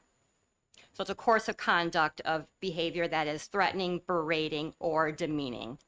Parents being parents and saying, no, you cannot do that, would not fall under any of those unless the language used. And so it becomes a berating language or physical threatening language. Correct. Because as we know, emotional abuse and words have sometimes a lot more effects on a child than... Oh, sure. But sometimes saying no, a child can perceive that. Of course. But And that's why I think you all, if anyone was present during the House Bill 1162, took all of that in consideration and talked about pervasive and emotionally abusive behavior. Yeah, I was a co-sponsor to that, so I just want to make sure I didn't, open up something. Representative DeSimone. Thank you, Mr. Chairman, and thank you for taking my question. So when I raised my children, I had a sign on the refrigerator that I replaced frequently because I had to get the jelly stains off. And it said, sticks and stones can break your bones, but words can break your heart. And I always said to the children, be careful how you speak to somebody. So I found it difficult for myself when I reported somebody for calling their child an effing moronic idiot. And when I reported it as abuse, I was told, sorry. So it seems like this bill, am I correct that this bill will make a corrective action in that aspect? When you're constantly verbally berating and telling a child that they are not what you are telling them they are? Exactly, because it's patterns of threatening, berating, or demeaning behavior. So in the court of law, that'd be very hard to prove that a child has been harmed without this rebuttable presumption of harm. About time, thank you. Representative Nelson. Thank you, Mr. Chairman, and thank you for taking my call. Do you have any idea why,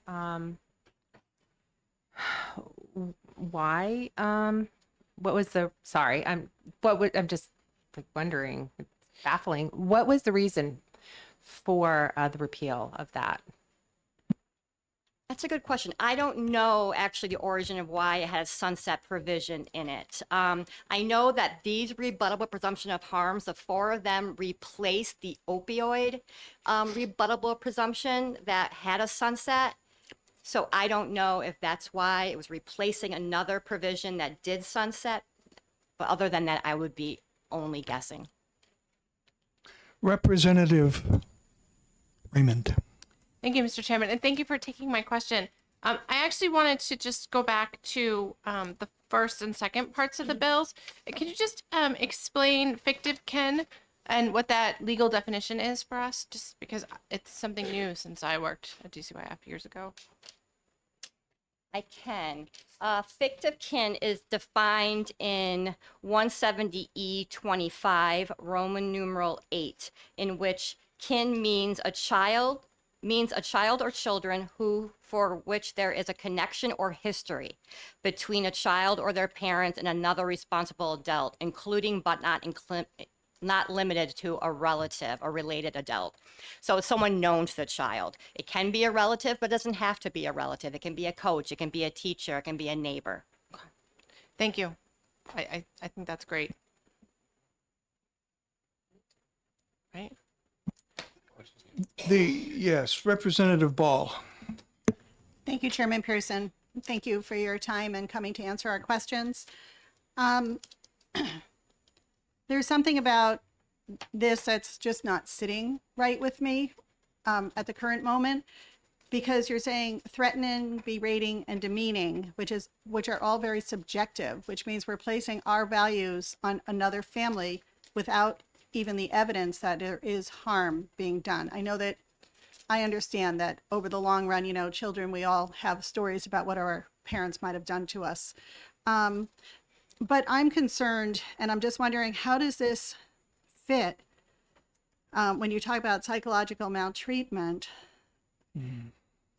Where does parents that have diagnosed mental illness of maybe borderline personality or bipolar disorder, is this going to unfairly impact them because that's how they could tend to treat their children, with a lot of threatening behavior or berating, or especially with 1 minute they're happy-go-lucky parents and the next minute they're screaming at their children? So I'm just wondering, how is this going to affect our community that is diagnosed, and is that going to stop people from getting help for their mental health issues? Thank you for the question. Well, first of all, it's twofold. The rebuttable presumption of harm is applying psychological maltreatment. That definition is defined in the definition section of 169C3, and that is not part of the repeal. The repeal is the rebuttable presumption of harm. And again, it's a rebuttable presumption. It's not an irrebuttable presumption of harm. So if there's testimony that the parent was repeatedly calling a child a derogatory name in terms of calling them obese and what that means to be calling them obese, and did certain actions because they called them obese, or did other forms of emotional abuse, that's a rebuttable presumption. It's not irrebuttable unless proven otherwise. It just makes it easier to prove harm, but it's not saying it is harm in and of itself. Follow up? So just to make sure I'm getting this clear. So I understand that it's rebuttable, but it's also presenting an opportunity for parents to go after each other in making claims against the other parent for what they would perceive as mistreatment or I guess I'm worried about the subjectiveness of it, especially when it's something that you're not seeing. It's just something maybe I wouldn't particularly raise my children doing it one way. So I'm trying to understand and square this whole thing is how do you prove it, but also how do you disprove an allegation? Well, I think you have to also start with the foundation of that all evidence in court has to be material, reliable, and found to be credible for it to be found to even apply the rebuttable presumption of harm.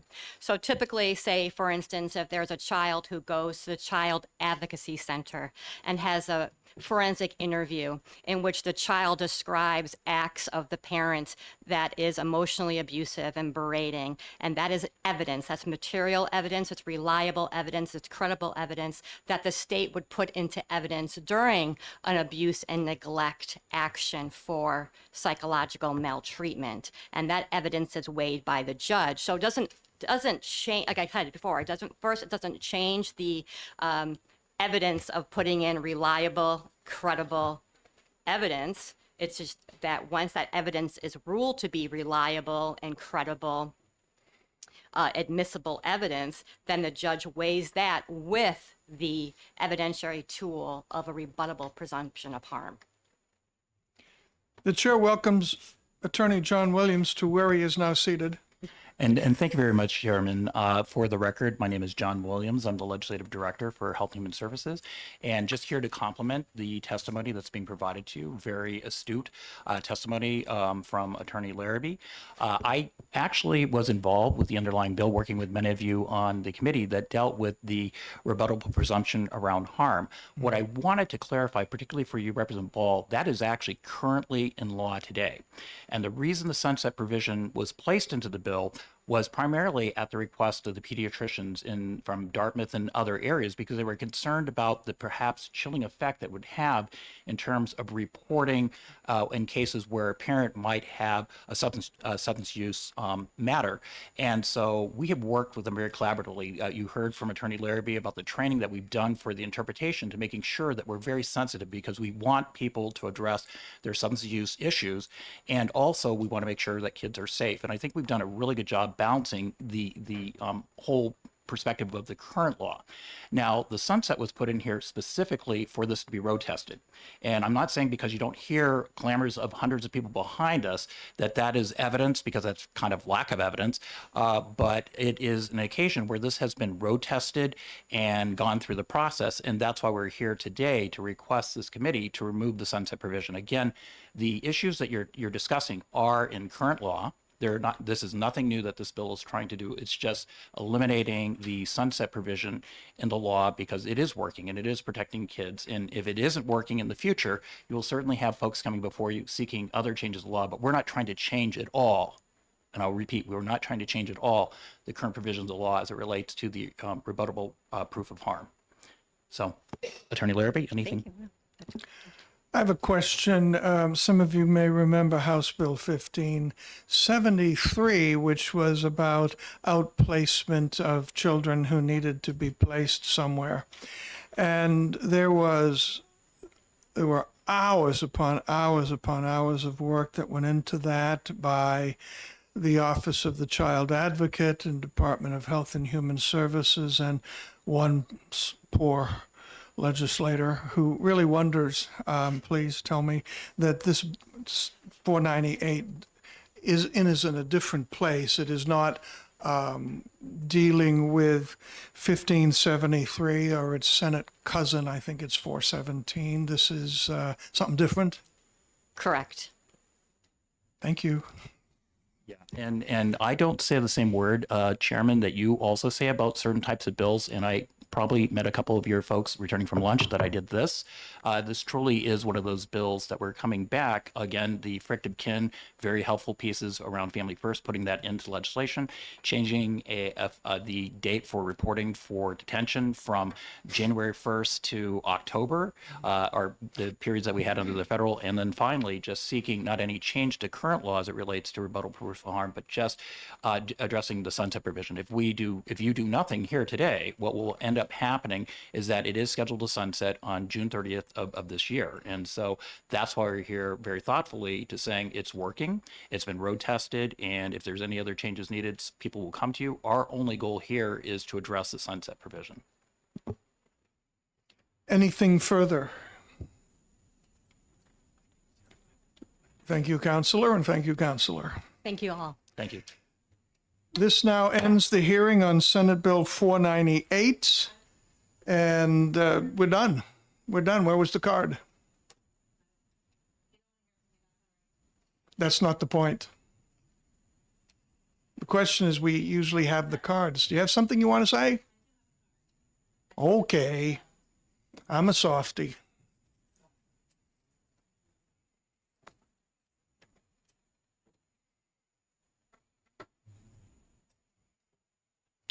Chair recognizes Vice Chair Erica Leon from Health and Human Service Elderly Affairs Committee.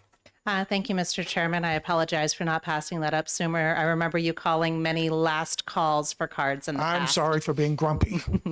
I'm Representative Erica Leon. I represent the town of Derry. I come to speak to you about my concern about one particular phrase that is included in here, fictive kin. My concern around that is, as I was looking through the statutes, I know it was referenced, but I did not find it in our existing statutes. And I also am just quite concerned about the possibility of placing children with somebody who may have an inappropriate relationship with them and may be in a position of authority. My mother was a public school teacher, and the only way that they found out that there was a teacher who had decades of inappropriate relationships with children was after the teacher's lounge was vandalized in a horrific way, because the same thing had happened to one boy's brother that had happened to him. Until that day, that teacher was well loved and well respected, but they found out that there had been a pattern of abuse over decades. My concern is simply around the fictive kin. I recognize the need to make sure that there are people who are important to a child who are involved. When I first heard about this, I asked, what's fictive kin? Oh, that must be Uncle Mike, my husband's best friend from growing up, who is the one who will be raising our children should something happen to us. And we have that in documentation. I know not everybody else does. But my caution here is that there are people who are involved in children's lives. There's one from my town who had been an assistant at a school, and she has another parole hearing coming up. She had an inappropriate relationship with one of the students.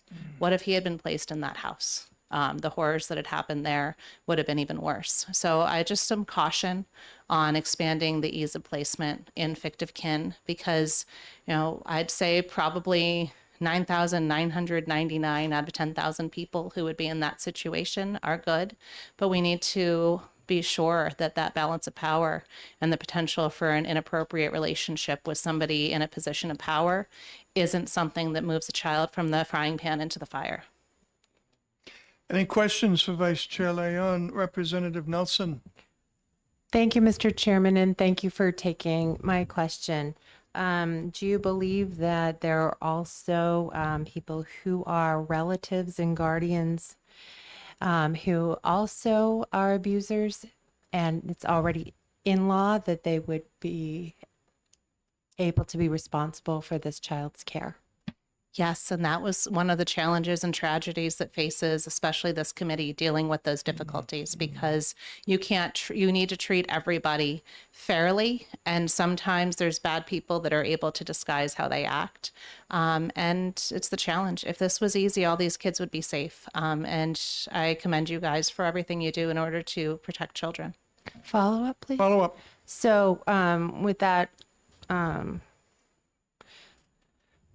with that being said, I think it's logical that we would have to treat everybody in that's presently in statute, and also fictive kin in the same way, in order to vet them equally, because we would have to view all of them as, potentially either very good equally or harmfully potentially. So how would you, what would be the difference in vetting those two types of people? Well, thank you for that question. I recognize the vetting process is challenging. It's something that actually is probably worth some evaluation and to see what that vetting process is and to make sure that in certain situations it's not fast-tracked just because of a good feeling about somebody. That's something that I promise I'll look into and see if there's something that can be done in terms of that. However, the more that we open this up to additional people, the more opportunities for problems there are. Yet I also understand we don't want to be putting children into homes. We don't want to be shipping them out of state. We don't want to be putting them somewhere else. But we need to acknowledge the fact that there can be inappropriate relationships. Representative Raymond. Thank you, Mr. Chairman. My question is actually for you, Mr. Chairman. Can we ask DCYF or the representatives from DHHS what the vetting process is for placement with people who aren't certified foster homes or certified placement? Representative, I was just about to do that. Oh, thank you. So thank you for seconding that. Because I think the representative makes a good point. Thank you. If you're done with me, I'll step away from here. Anything Thank you for else hearing me. for Vice Chair Leon? Nothing. Thank you. Thank Okay. you. Now, how about Representative Raymond's question? You're it, guys. You too. You represent all 4,800 DHHS employees. Well, thank you. So back in 2022, kinship care homes were added to the definition of foster care facilities. Kinship care home means a type of foster home in which an individual or individuals are licensed to provide care exclusively to kin. And then, like I said before, kin is defined, as I read that definition earlier. There shall be a maximum of 6 children in the home, and children receive for child care who are related to the residents, those 6 other people. We are currently in a contract with an organization called a Second Chance. They are the ones that are licensing these kinship care homes. So once they are licensed, they are able to receive foster care payments, because that was the hurdle, that many relatives and fictive kin were being vetted but were unable to receive foster care payments and maintenance for the care of these children. So based on the changes to the statute in 2022, these kinship homes are being licensed and will continue to be licensed. And during that licensing process, there's obviously an application of vetting, a home study, background checks, and all that goes into making sure that the child is placed in a safe and appropriate home that is with someone they know. Follow up. Thank you, Mr. Chairman. So what happens when there's an emergency, or even in this case where a delinquency has happened and a child needs placement? Do they have to go to a group home while the Uncle Mike or whomever is being vetted through the vetting process, or can they go there like on a conditional basis while the My understanding is, I'm not the subject matter expert at this, but this is my understanding working on the licensing process with kinship care homes, is that there are certain things that are called day one, non-negotiables, that have to be done that day one in order to place child with the uncle, and that uncle has to have a background check, which would require the CPSW to call the local PDs to come in, observe the home, do a walkthrough of the home, and ask and be answered certain non-negotiable questions regarding safety of that child. And then after that, the more formal vetting goes in terms of the FBI fingerprinting, the background checks, the Central Registry for Abuse and Neglect, the Sex Offender Registry, and other processes of vetting that individual.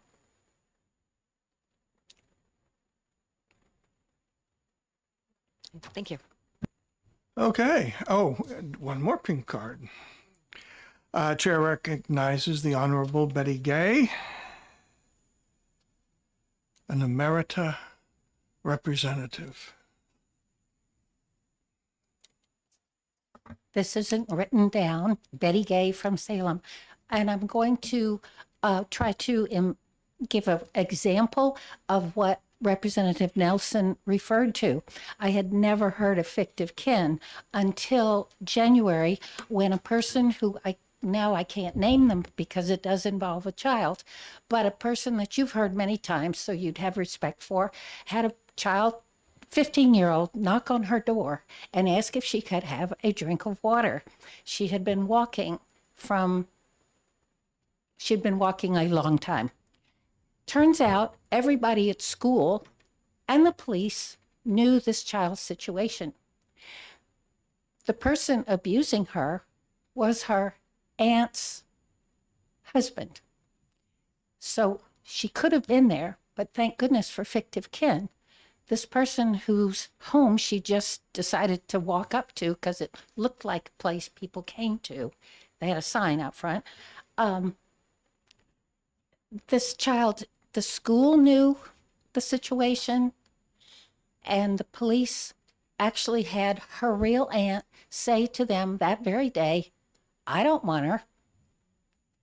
And because it's just like it was preordained, it was supposed to happen. This child is now under their care. It was established immediately because of the fictive kin, permission.